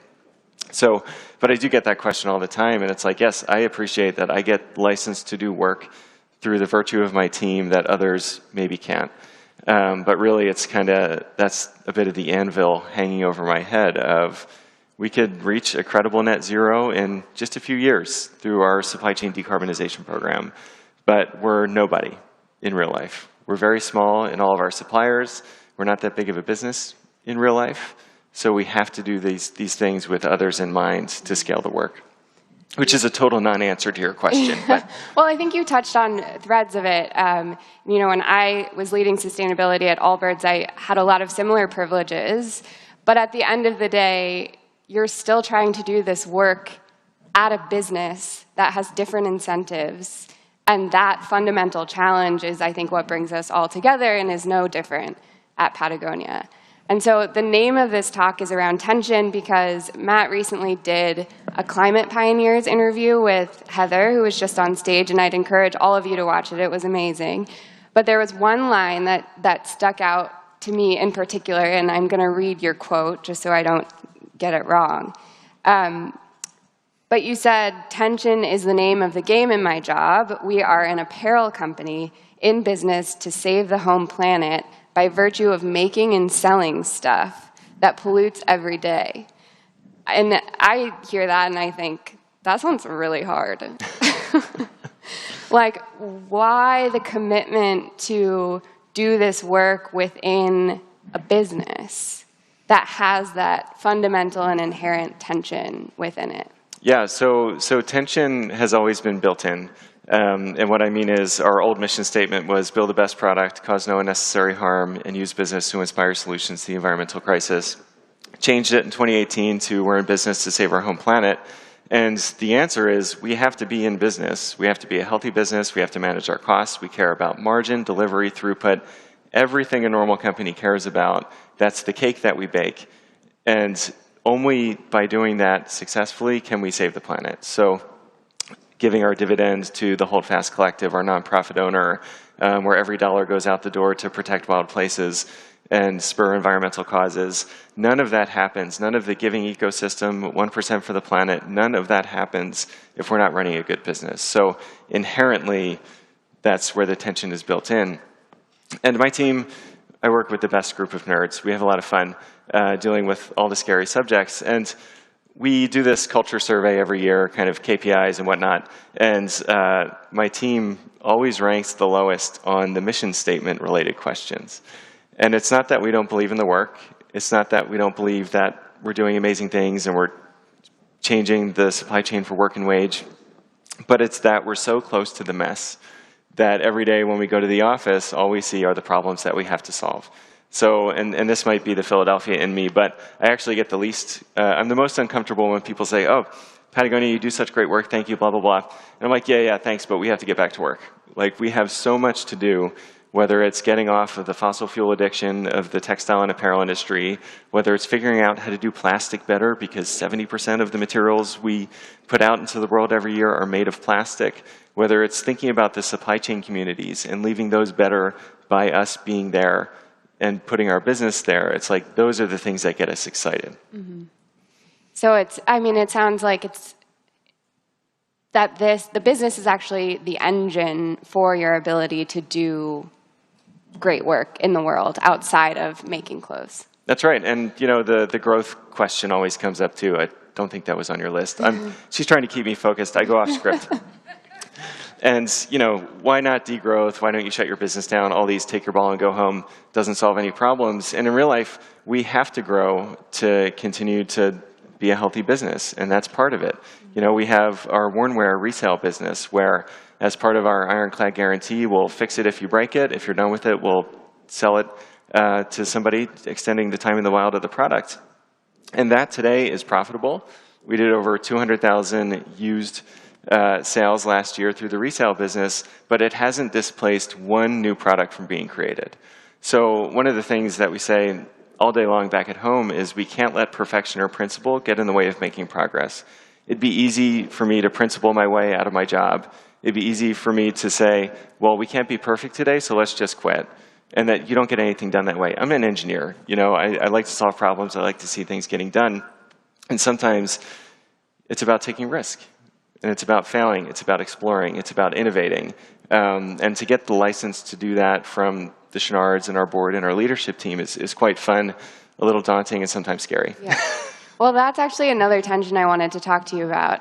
So you just released a few months ago now your first real impact report. November 13th. Yeah. And in it, you were very transparent about these goals that you set in 2015. They were supposed to be done by 2025, and you kind of assessed your progress on each of them. And to make it really specific, like one of them is around preferred materials. And back then, you said you wanted to have 100% preferred materials across your products. In 2025, I think where you ended up was like 84%. And so in the spirit of progress over perfection, like what happened to the last 16%? And how do you think about making that call at the end of the day to say, like, well, guys, this is as far as we can take it right now? So goals, according to me, have to pass this three-part test. So one, it should be aspirational, so it should be hard. It should be inspirational, so it should be something people want to find their time, spend their time on to make progress. And lastly, it should lead towards an outcome that you care about. So back in 2015, the genesis of those original goals were, I was leading material development at the time. I'd been at Patagonia for like a month. And I worked at Gore doing engineering, technology development before that. I'm very much a data-driven person. Data leads to insight. Insight leads to a better next decision. And somebody asked me, they said, hey, materials guy. It's like, my name's Matt. You've been doing recycled polyester since 1992. How much recycled polyester do you use today? And my answer, terrible answer, I was like, I don't know. We don't actually measure that. In fact, we don't measure almost anything at all. But I committed to that person. I'm going to go figure it out. We spent about a year kind of data integrity, toilet bowl scrubbing, all the different things that go into getting the piece of data, and came back and said, now 20 some odd years later, only 23% of the polyester we use is recycled. And for us, that was that moment like, well, shoot, we certainly thought we did better than that. Our customers probably thought we did better than that. We should get to work. And back then, it was make it recycled, figure out regenerative agriculture, fix packaging, and something about solar panels on roofs. It was kind of as simple as the goals were, which we then evolved over time as we got better data, as we realized that raw material manufacturing is 90% of our overall footprint in any given year, and evolved that to really think and get specific about the problems that we're trying to solve. So preferred materials isn't just about recycling fishing nets to make high-quality nylon for technical products or regenerative organic farming for cotton. It's about those outcomes that are linked to resource efficiency, to circularity, and eventually people and planet. Yeah, I think I used to think that if 100% was technically possible, then that should be what we did. Well, so our CEO at the time, Rose, she's a badass if you ever get to talk to her. She handed us these goals from on high, and I was like, asterisk. Yeah. I think we'll get to like 95, yeah. 90 plus. Yeah. But metals, elastics, all these different down and feather that don't have a great solution today, we're going to have to figure out. So we got pretty close, 84%, including trims, doodads, zippers, buttons, and everything. We did all right. And that actually is the point I was going to make, is like, it's just because it's technically possible, even if it isn't always the right call, because if it erodes the margin to an extent or it degrades the quality, like we've all had those experiences with sustainable products that don't perform and then make us like never want to do it again. So sometimes the right choice is to make the trade-off for the business, so long as you feel like your ambition was high enough. Yeah, and this thing's yelling at us to stop talking, but I'm going to keep going for a minute. So one of the things, and we do customer insights, all these things, several times a year, and it always comes back that 95% of our customers come to us for quality. So, you know, I'm talking to a group of sustainability professionals right now, and the idea, this kind of myth that sustainable materials, for example, or fair trade should drive incremental value to the customer, I would love to believe that's true, but see what I just said. People come to us for quality. So the idea that we chase mono materials for circularity, or we, you know, downgrade at chemistry and otherwise negatively impact the time in the wild of the product or the product lifespan, like that's our worst possible outcome. And, you know, 84%, happy that we got there, but really the last 16 triggers innovation, right? That's the role of future materials, of textile-to-textile recycling, of next-generation elastics and recycling technologies. So like 2025 is arbitrary, right? And it came and went. Yeah. Well, that's a great through line, and I know we're going to close here with the through line from the previous interviews, which is, what's something you learned in 2025 that you don't want to forget in 26? You definitely told me you were going to ask that, and I spaced on it. So I think a lot about risk. And when I talk about risk, I'm talking about the equation, not the emotion. Fear is the emotion associated with risk. Risk is the equation. It's all the bad shit that could happen, hazard, multiplied by the likelihood that it could happen. And I think, you know, having gone through COVID, having worked out of my garage for 3 years, I'm horribly extroverted. That almost killed me. And thinking about where we've landed, where, you know, the outside world is doing all kinds of things to us. It's a really bleak environment out there, but we can't settle into the idea that no risk is good risk. And we have to explore, we have to innovate, we have to have our binoculars towards the horizon, we have to support the young companies and the brilliant people who are still trying to solve these problems. Even though they can't get funding, even though they have a big red X on their calendar when they run out of money, like those are the things that get me pumped and get me excited. So I think for me it's get the binoculars back out, get out into the world and find those explorers. I love that. Many of them are here today, so you'll have fun exploring. Okay, so to bring us home, well, first, let's thank Matt for being here. Thank you. And to bring us home and close us out, I will turn it back to Katie. Good job. Great job. Well, that concludes our main stage program for today. Thank you for being here. Hopefully you see these speakers in the hallway and you high-five them. They are just the coolest. Lunch is awaiting you, so please go enjoy lunch and the sessions this afternoon, and I will see you out there. Thank you, everybody.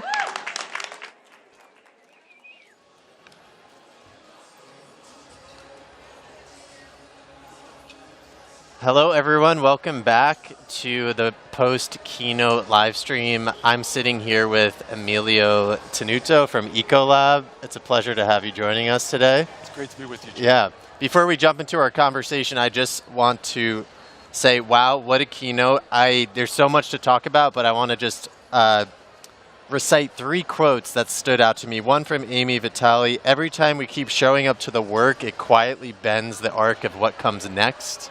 Super powerful. From Jennifer Morris: we don't need to wait for a crisis to take action. And from Cassandra Garber, quoting a young person: wait, hold on, that truck is electric?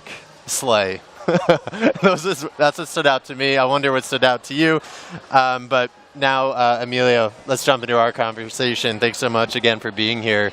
I know that Ecolab recently announced a partnership with CDP, so excited to hear more about that. And also launched a water use efficiency index to help customers improve their water stewardship. So tell us about, your partnership and that the water use efficiency index. Yeah, so the Water Use Efficiency Index, which is powered by Ecolab, best in class, is really about turning disclosure into performance.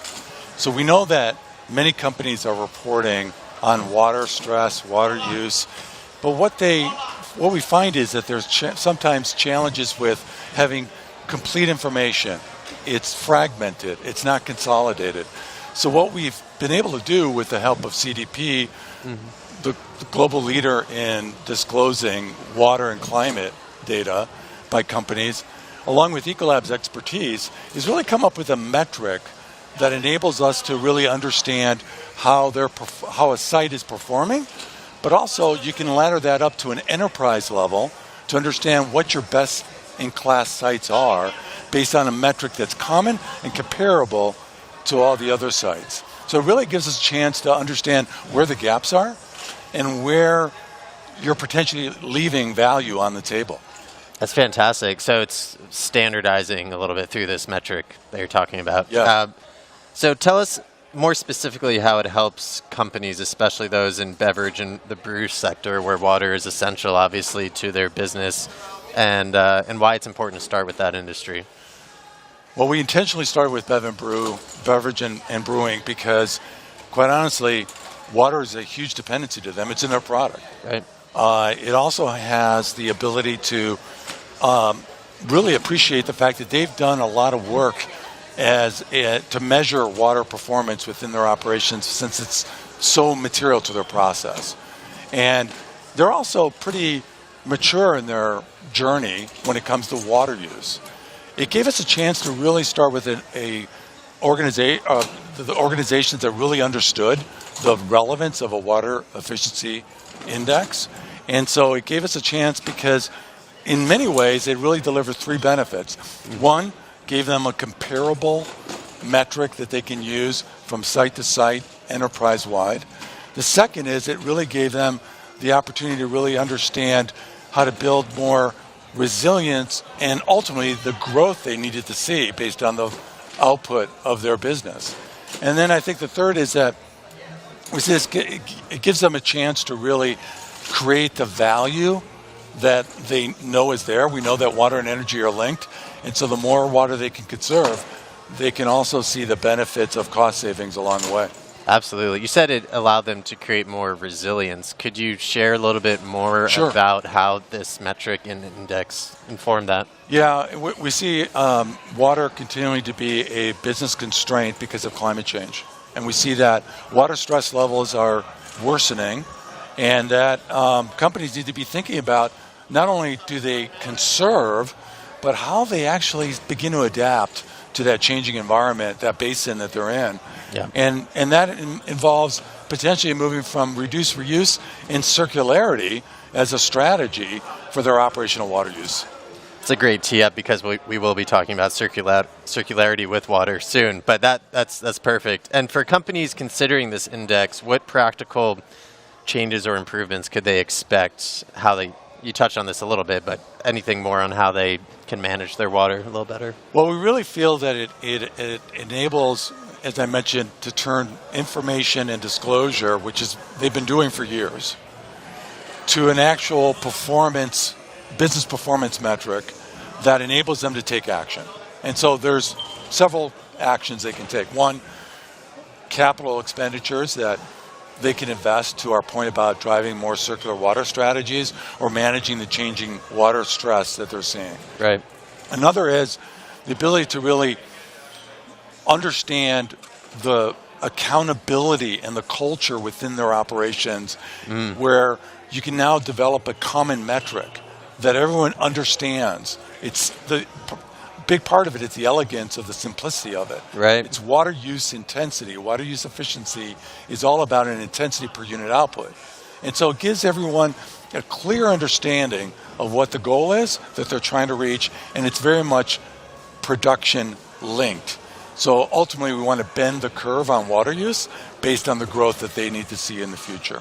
It's phenomenal, getting everyone on the same page, creating a common language. Well, I look forward to learning more about this index. Thank you for joining us, Emilio. You just heard Emilio Tenuta from Ecolab. We'll be right back.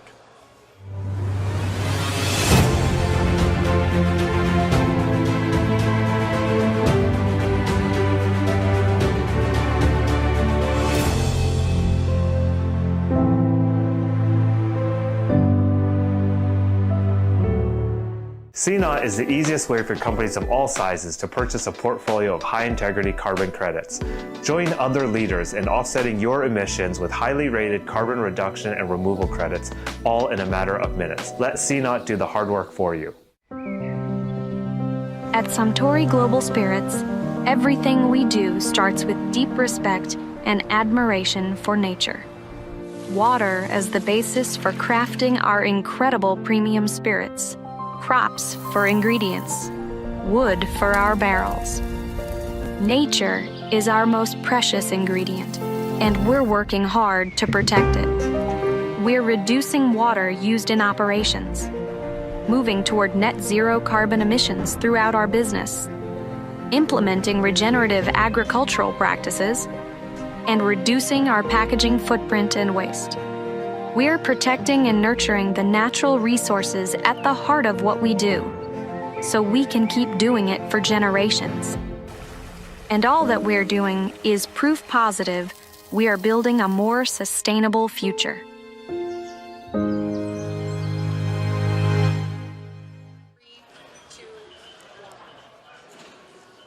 Welcome back to the live stream post keynote. I'm sitting down with Oriana Raba from Pentair. It's so great to have you here. Thanks for joining us. Me, Jake. Absolutely. And it's actually the perfect sequence because with Emilio, we were talking about circularity, water use, and circular solutions, and I know we'll dive a little bit into that today. But you're the VP of Sustainability at Pentair. And Pentair, for those who don't know, is a leading water solutions company across residential and industrial applications, and really innovating water operations, both for your own operations and for your customers. So tell us more about what these innovations are. What are they? What problem does it solve? Yeah, absolutely. That's a great question. So as Jake mentioned, Pentair is all about moving, improving, and enjoying water. And so we touch water everywhere, from the largest flood control pumps in the world all the way down to your pool and creating really amazing backyard experiences. And so for us, water is central to everything that we do, right? All of our products are touching water, and obviously we're using water within our own operations. And so we launched some pretty ambitious goals back in 2021 to reduce our water withdrawal by 30%. And so as we looked at that, we knew that we really had to do something different about the way that we were handling water within our facilities to be able to get to that goal. That's fantastic. And how are these innovations different from previous ways of working? Yeah, so we actually had an interesting situation. In the first year that we launched our target, our water use actually went up. And so I'm saying water use, I mean our absolute water withdrawal. But it went up from our baseline, which wasn't a great spot to be when we're thinking about being a leading water solutions company. And so what we did was we took kind of what we had been doing for many years, which is this great legacy of being able to do treasure hunts within our facilities for water and energy, and then said, hey, how can we amp this up? And so we actually pulled one of our engineers out of our business and dedicated him as a water conservation engineer, working with all of our key facilities across the globe and really focusing on the high use and high risk facilities to be able to reduce their water usage. So it was a different from our norm, right? We usually don't pull somebody out of a business to go focus on a sustainability problem, but this was a really different way of working because we knew we had to do something different. And why do you think leadership, or the decision was made to pull this engineer into the sustainability use case? What was the business case around it? The why? Yeah, that's a great question. Like I said, water is so core to what we believe at Pentair as we think about it as life's most essential resource. We knew that we had to take care of our own water usage before we could really be super credible with our customers to be able to say, hey, we can help you do this. So doing it for ourselves, not only was it the right thing to do, but it was a huge part of our brand. That's awesome. I know you're going to be in a session tomorrow around circular solutions in industrial water applications. Can you just tell us a little bit about what circular solutions look like in the water space and maybe some examples? Yeah, absolutely. And circularity can take a lot of forms, and it can have a lot of different constraints on it.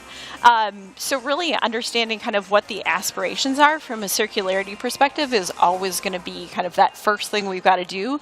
Are we talking truly circular, or are we saying, reduce by 50% if we're saying everything has to have a second pass? So really aligning on a great goal.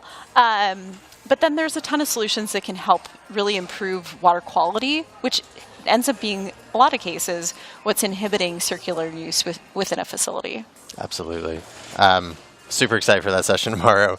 And I'm particularly curious. You've been on the water use journey for a long time. It seems like we're picking up momentum in this space, obviously, as water becomes more and more depleted and businesses are taking stock. So in your mind, what could prevent continued success in this space? Yeah, it's a great question, Jake. And I think it's one of the questions that we ask ourselves at Pentair quite a bit is, how are we going to continue to be successful? In some cases, we're going to have to shift what we're looking at in terms of not just water quantity, but actually thinking about water quality. And so it's a core part of our business, but also something that we probably haven't talked enough about.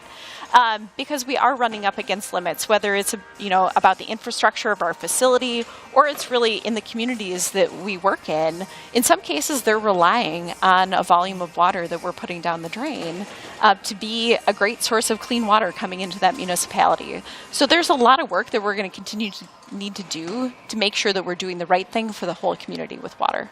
Well, thank you for the work you're doing. Thank you for sharing the solutions you're deploying in the real world.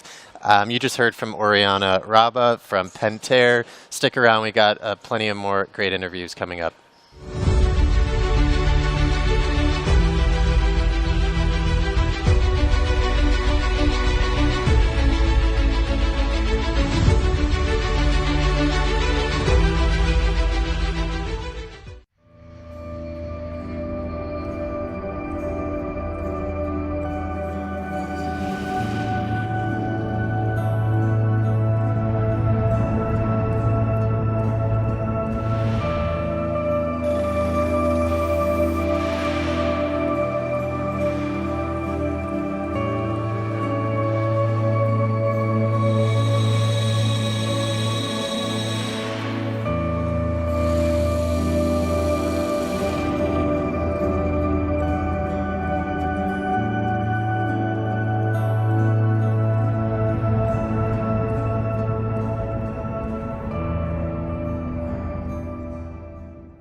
Progress emerges when science meets complexity. When the world asks hard questions, one truth endures. Evidence strengthens outcomes. At RTI, we turn evidence into action, advancing health and nutrition, supporting teachers and caregivers, building ethical AI, helping communities become more resilient. Every solution is grounded in science, shaped by lived experience, and built for the real world. This is the progress science makes possible. Welcome back to more interviews around the theme Innovation for Sustainability. I'm sitting with Sean Mativier, Head of Sustainability and Decarbonization at Siemens. Sean, thanks so much for being with us today. Thank you. I'm glad to be here today. I really appreciate it. Yeah, I look forward to learning more about your work. So I know Siemens is deploying digital innovation to transform building performance and sustainability, and the product, I believe, is called Building X. So tell us more about this product, what it is, its functionality. Sure. Yep. No, absolutely. I mean, we think that decarbonization and helping build the built environment through the energy transition is extremely important. So our Building X platform is really focused on organizing and centralizing data across 2 levels, across the entire enterprise, and developing an automated approach to capturing that information, bringing it into a centralized environment to enable decision making, and then also transparency and verifiability. We also, from the enterprise level utility data, we also bring in asset level data from the individual buildings. So this allows us to combine both the top level enterprise-wide performance with the building level, asset level details. And then connected to these tools, so this is our Building X Sustainability Manager and Energy Manager platforms. We also are delivering AI solutions around energy twin modeling to help organizations plan and simulate different decarbonization and energy efficiency strategies before deploying detailed engineering so that they can get buy-in and approval and awareness of what the possibilities are before they commit capital. Yeah, that's fantastic. That's quite robust of a program. So the digitalization play is collecting data, getting in real time, and then the simulations.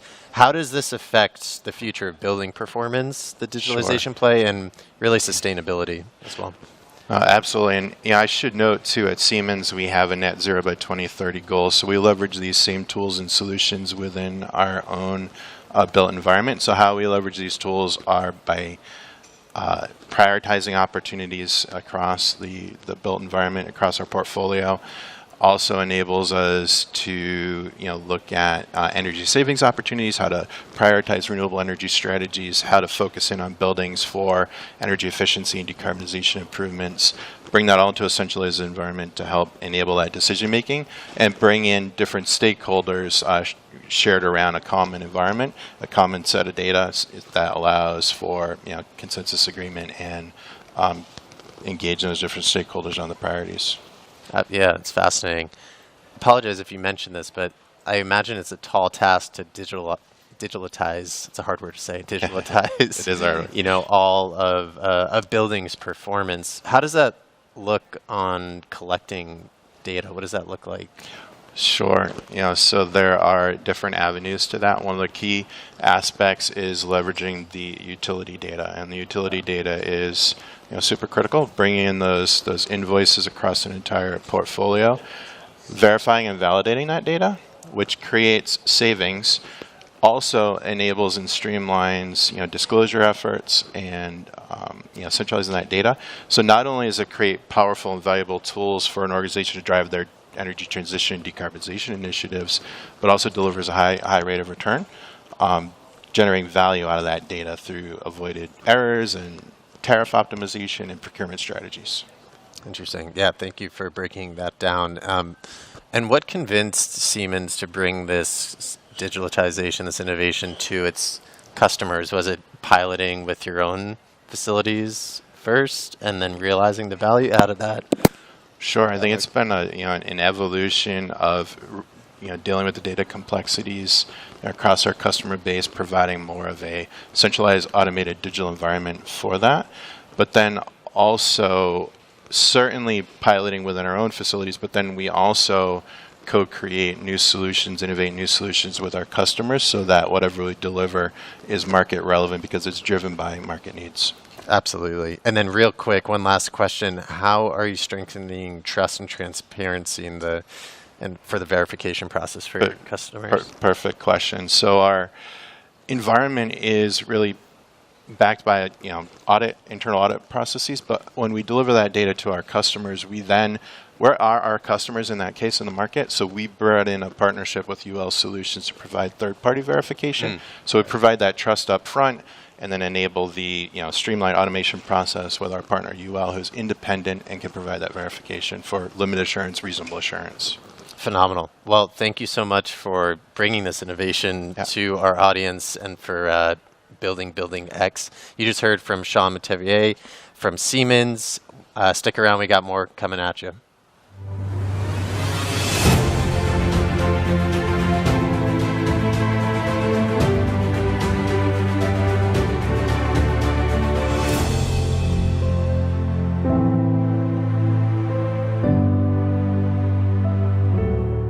CNOT is the easiest way for companies of all sizes to purchase a portfolio of high-integrity carbon credits. Join other leaders in offsetting your emissions with highly rated carbon reduction and removal credits, all in a matter of minutes. Let CNOT do the hard work for you. At Suntory Global Spirits, everything we do starts with deep respect and admiration for nature.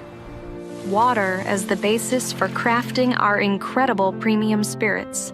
Crops for ingredients, wood for our barrels. Nature is our most precious ingredient, and we're working hard to protect it. We're reducing water used in operations, moving toward net zero carbon emissions throughout our business, implementing regenerative agricultural practices, and reducing our packaging footprint and waste. We're protecting and nurturing the natural resources at the heart of what we do, so we can keep doing it for generations. And all that we're doing is proof positive we are building a more sustainable future.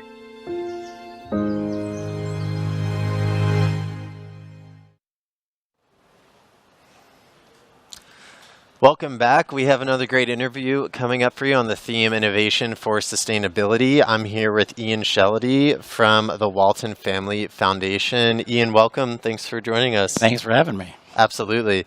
Excited to dive in. I know the Walton Family Foundation is doing a lot in the water space in particular, but also pioneering innovative financing approaches for nature-positive solutions. So let's dive into that a little bit. Tell us what makes blended public-private philanthropic capital such a powerful innovation or vehicle for restoring nature. Yeah, absolutely. I mean, thanks so much for asking. There's never enough money to go around, right? Nature needs so much investment. And so a lot of what we think about is how do we get the most out of the resources that we have? And I think one answer to that question is really how do you make sure that these different, when it comes to funding, these different funding buckets that we have are really playing the role that they're designed to play and also working in coordination with one another. So philanthropy, like our dollars can be pretty risk tolerant. We can be flexible, we can absorb risk, test things. Public dollars obviously are the heavy, right? They can bring a lot of actual dollars to the table and get a lot of work done, but not very risk tolerant, not very flexible. And then corporate and private dollars. Like I think what's really exciting there is, more and more we're showing that like when nature is healthy, that is a real economic value. And so the more we can bring corporate and private dollars to invest in nature and also show every dollar that when that happens shows that, nature is worth investing in, and it's an economic imperative. Absolutely. I'd like to dive into examples of partnerships and nature solutions in a second, but is it fair to say that philanthropic capital is a catalyst for new innovation because it's risk tolerant, and then private capital like corporations then are more willing to invest in pilots, which then scale, and then public money comes in, and that's kind of the sequence we're looking for. Is that totally? I do think that's fair. I mean, that's certainly how we see our role is risk capital to prove out innovation so that other forms of capital can really take it and scale it. Right, the catalytic approach. Wonderful. So let's jump into some examples. Can you give us an example of a partnership that shows how new financing approaches are helping to restore and protect nature and what those what those kind of nature projects look like as well. Yeah, absolutely. So here in the West, we're working with an organization called Blue Forest, and is really focused on forest restoration to prevent catastrophic wildfire and protect our source water. Mm-hmm. And what they do is they bring in private capital and impact investment capital up front to finance a lot of that work, because most of the public money is on a reimbursement basis, and a lot of organizations just can't front the cash to really do these projects at the speed and the scale that they need to be done. Right. And so a lot of what Blue Forest does is provide the money up front, and then when public funding comes in, it reimburses them, their investors. And so it's, I think, a really exciting way to be blending public and private and philanthropic capital to get better work done and more work done. Right. This is just an example of how innovative financing models actually get the work done. Without that, these nature projects probably wouldn't go live. Right. Or they'd go real slowly, and they're a lot smaller than they could be. Right. Let's see. Can you give us an example of some of these nature restoration projects that Walton Family Foundation are involved in? Yeah. So in the forest space, a lot of it is, not only targeted thinning to reduce, wildfire risk, but also restoring healthy streams and wetlands, which has a ton of benefits. But one of them is that they not only do they have a lot of ecosystem benefits, but they serve as a natural fire break that can slow down a wildfire and make it a lot easier to fight and control. That's fantastic. And real quick, I just want to hear kind of a little bit more of the ethos behind the foundation's focus on nature. What's the why behind that? Where did it come from? Obviously, in sustainability, there are a number of areas to look at. So sure. I mean, I think it's just that natural connection of we've been a water funder, right? And really, I think a lot of people have thought of water and nature as separate, but really, they're two sides of the same thing. Like water is nature and vice versa. And so we're really leaning into that. Well, thank you for the work that you're bringing to ignite more nature and restoration projects. You just heard from Ian Shellady with the Walton Family Foundation. Thanks so much for joining us today, Ian. Thanks for having me.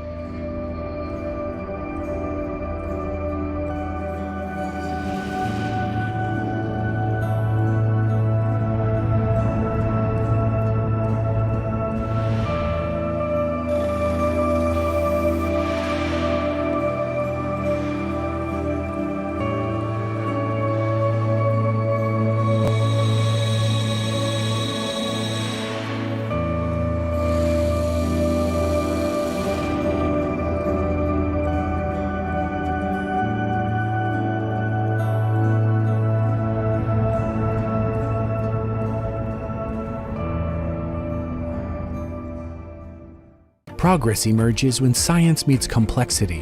When the world asks hard questions, one truth endures. Evidence strengthens outcomes. At RTI, we turn evidence into action. Advancing health and nutrition, supporting teachers and caregivers, building ethical AI, helping communities become more resilient. Every solution is grounded in science, shaped by lived experience, and built for the real world. This is the progress science makes possible. Hello, GreenBiz 2026. Wonderful to be here with you all this year.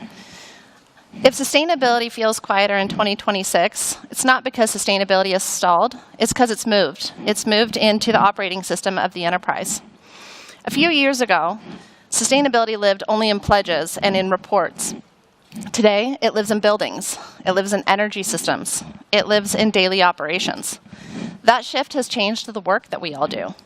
Today, you'll see less storytelling, you'll see more execution. You'll see less standalone reporting, and you'll see more operators, CFOs, and asset owners accountable for the pledges and commitments that they've made.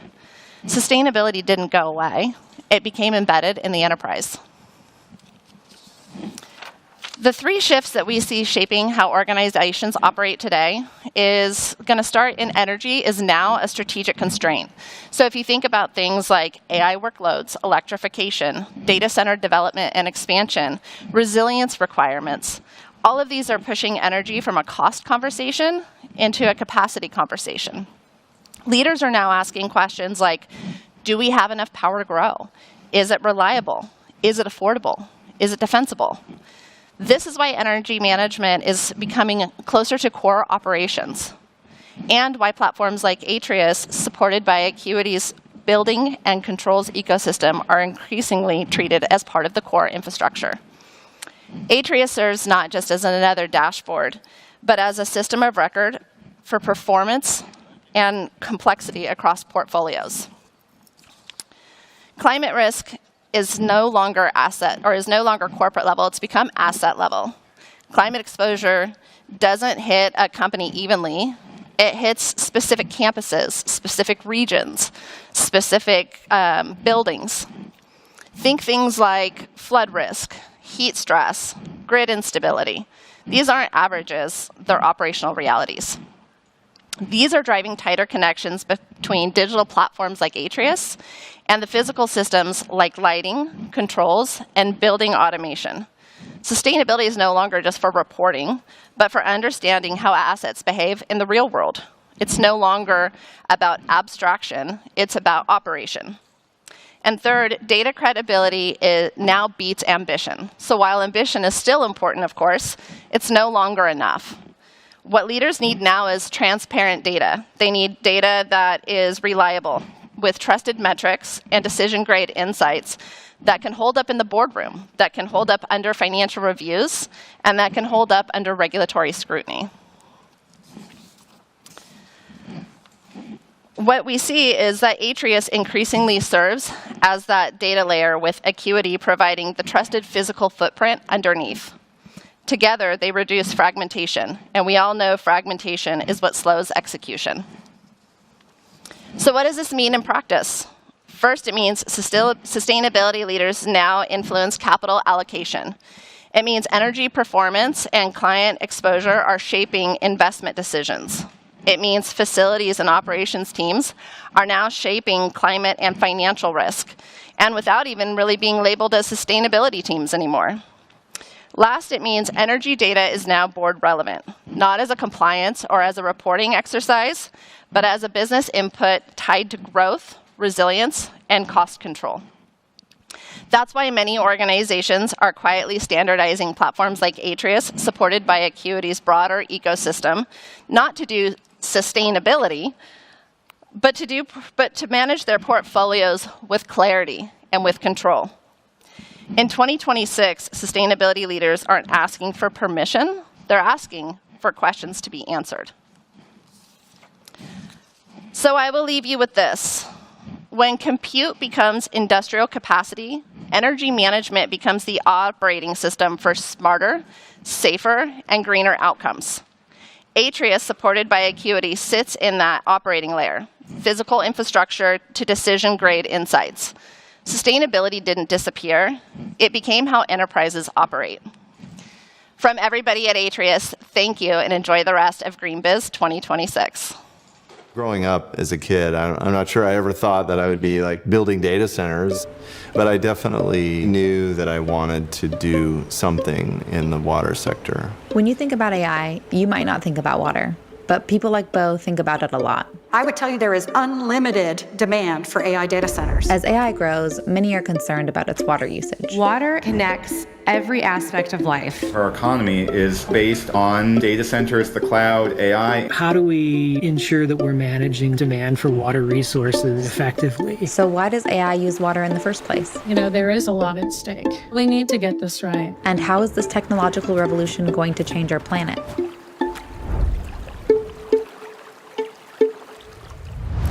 This is a data center in Ohio.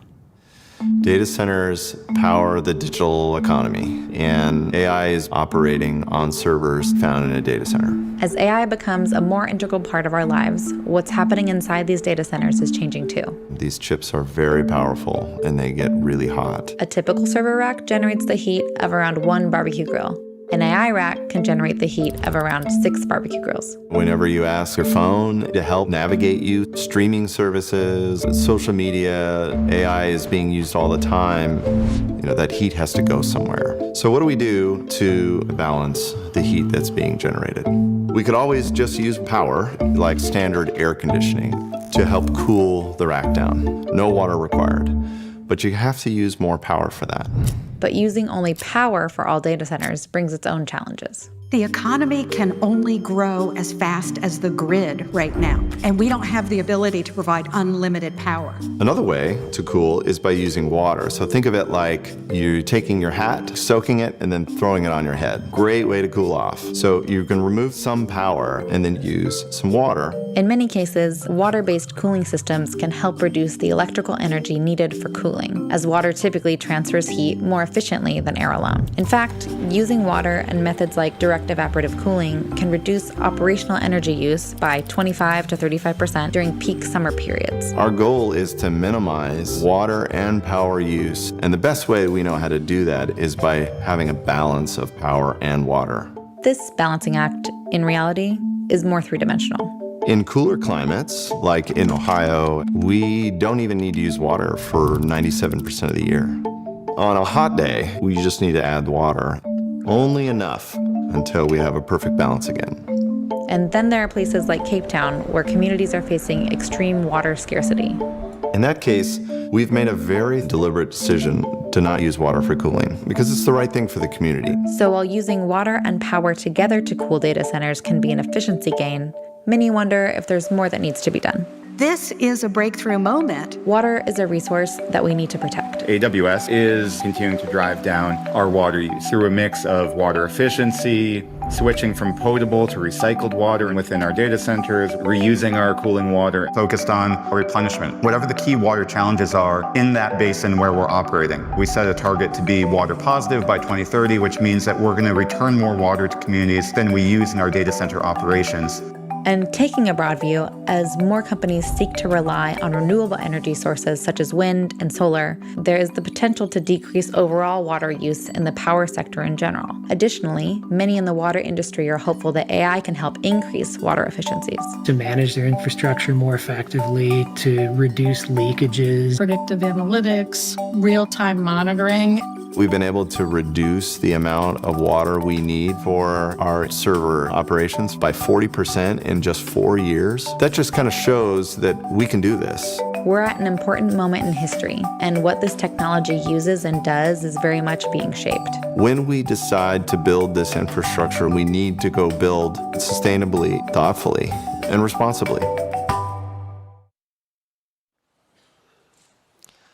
Hello, thank you for tuning in to the live stream for GreenBiz 26. That's a wrap for this year. We hope you learned a lot from these conversations and from the keynotes across the 2 days. You'll see us back on live stream for Trellis Impact, our Innovation Meets Sustainability event happening in San Francisco, June 23rd to 25th. We hope to see you there. Until then, it's been a pleasure. My name is Jake Mitchell, Director of Climate Tech Innovation with Trellis Group. Thank you, and we'll see you next time. Have a great one.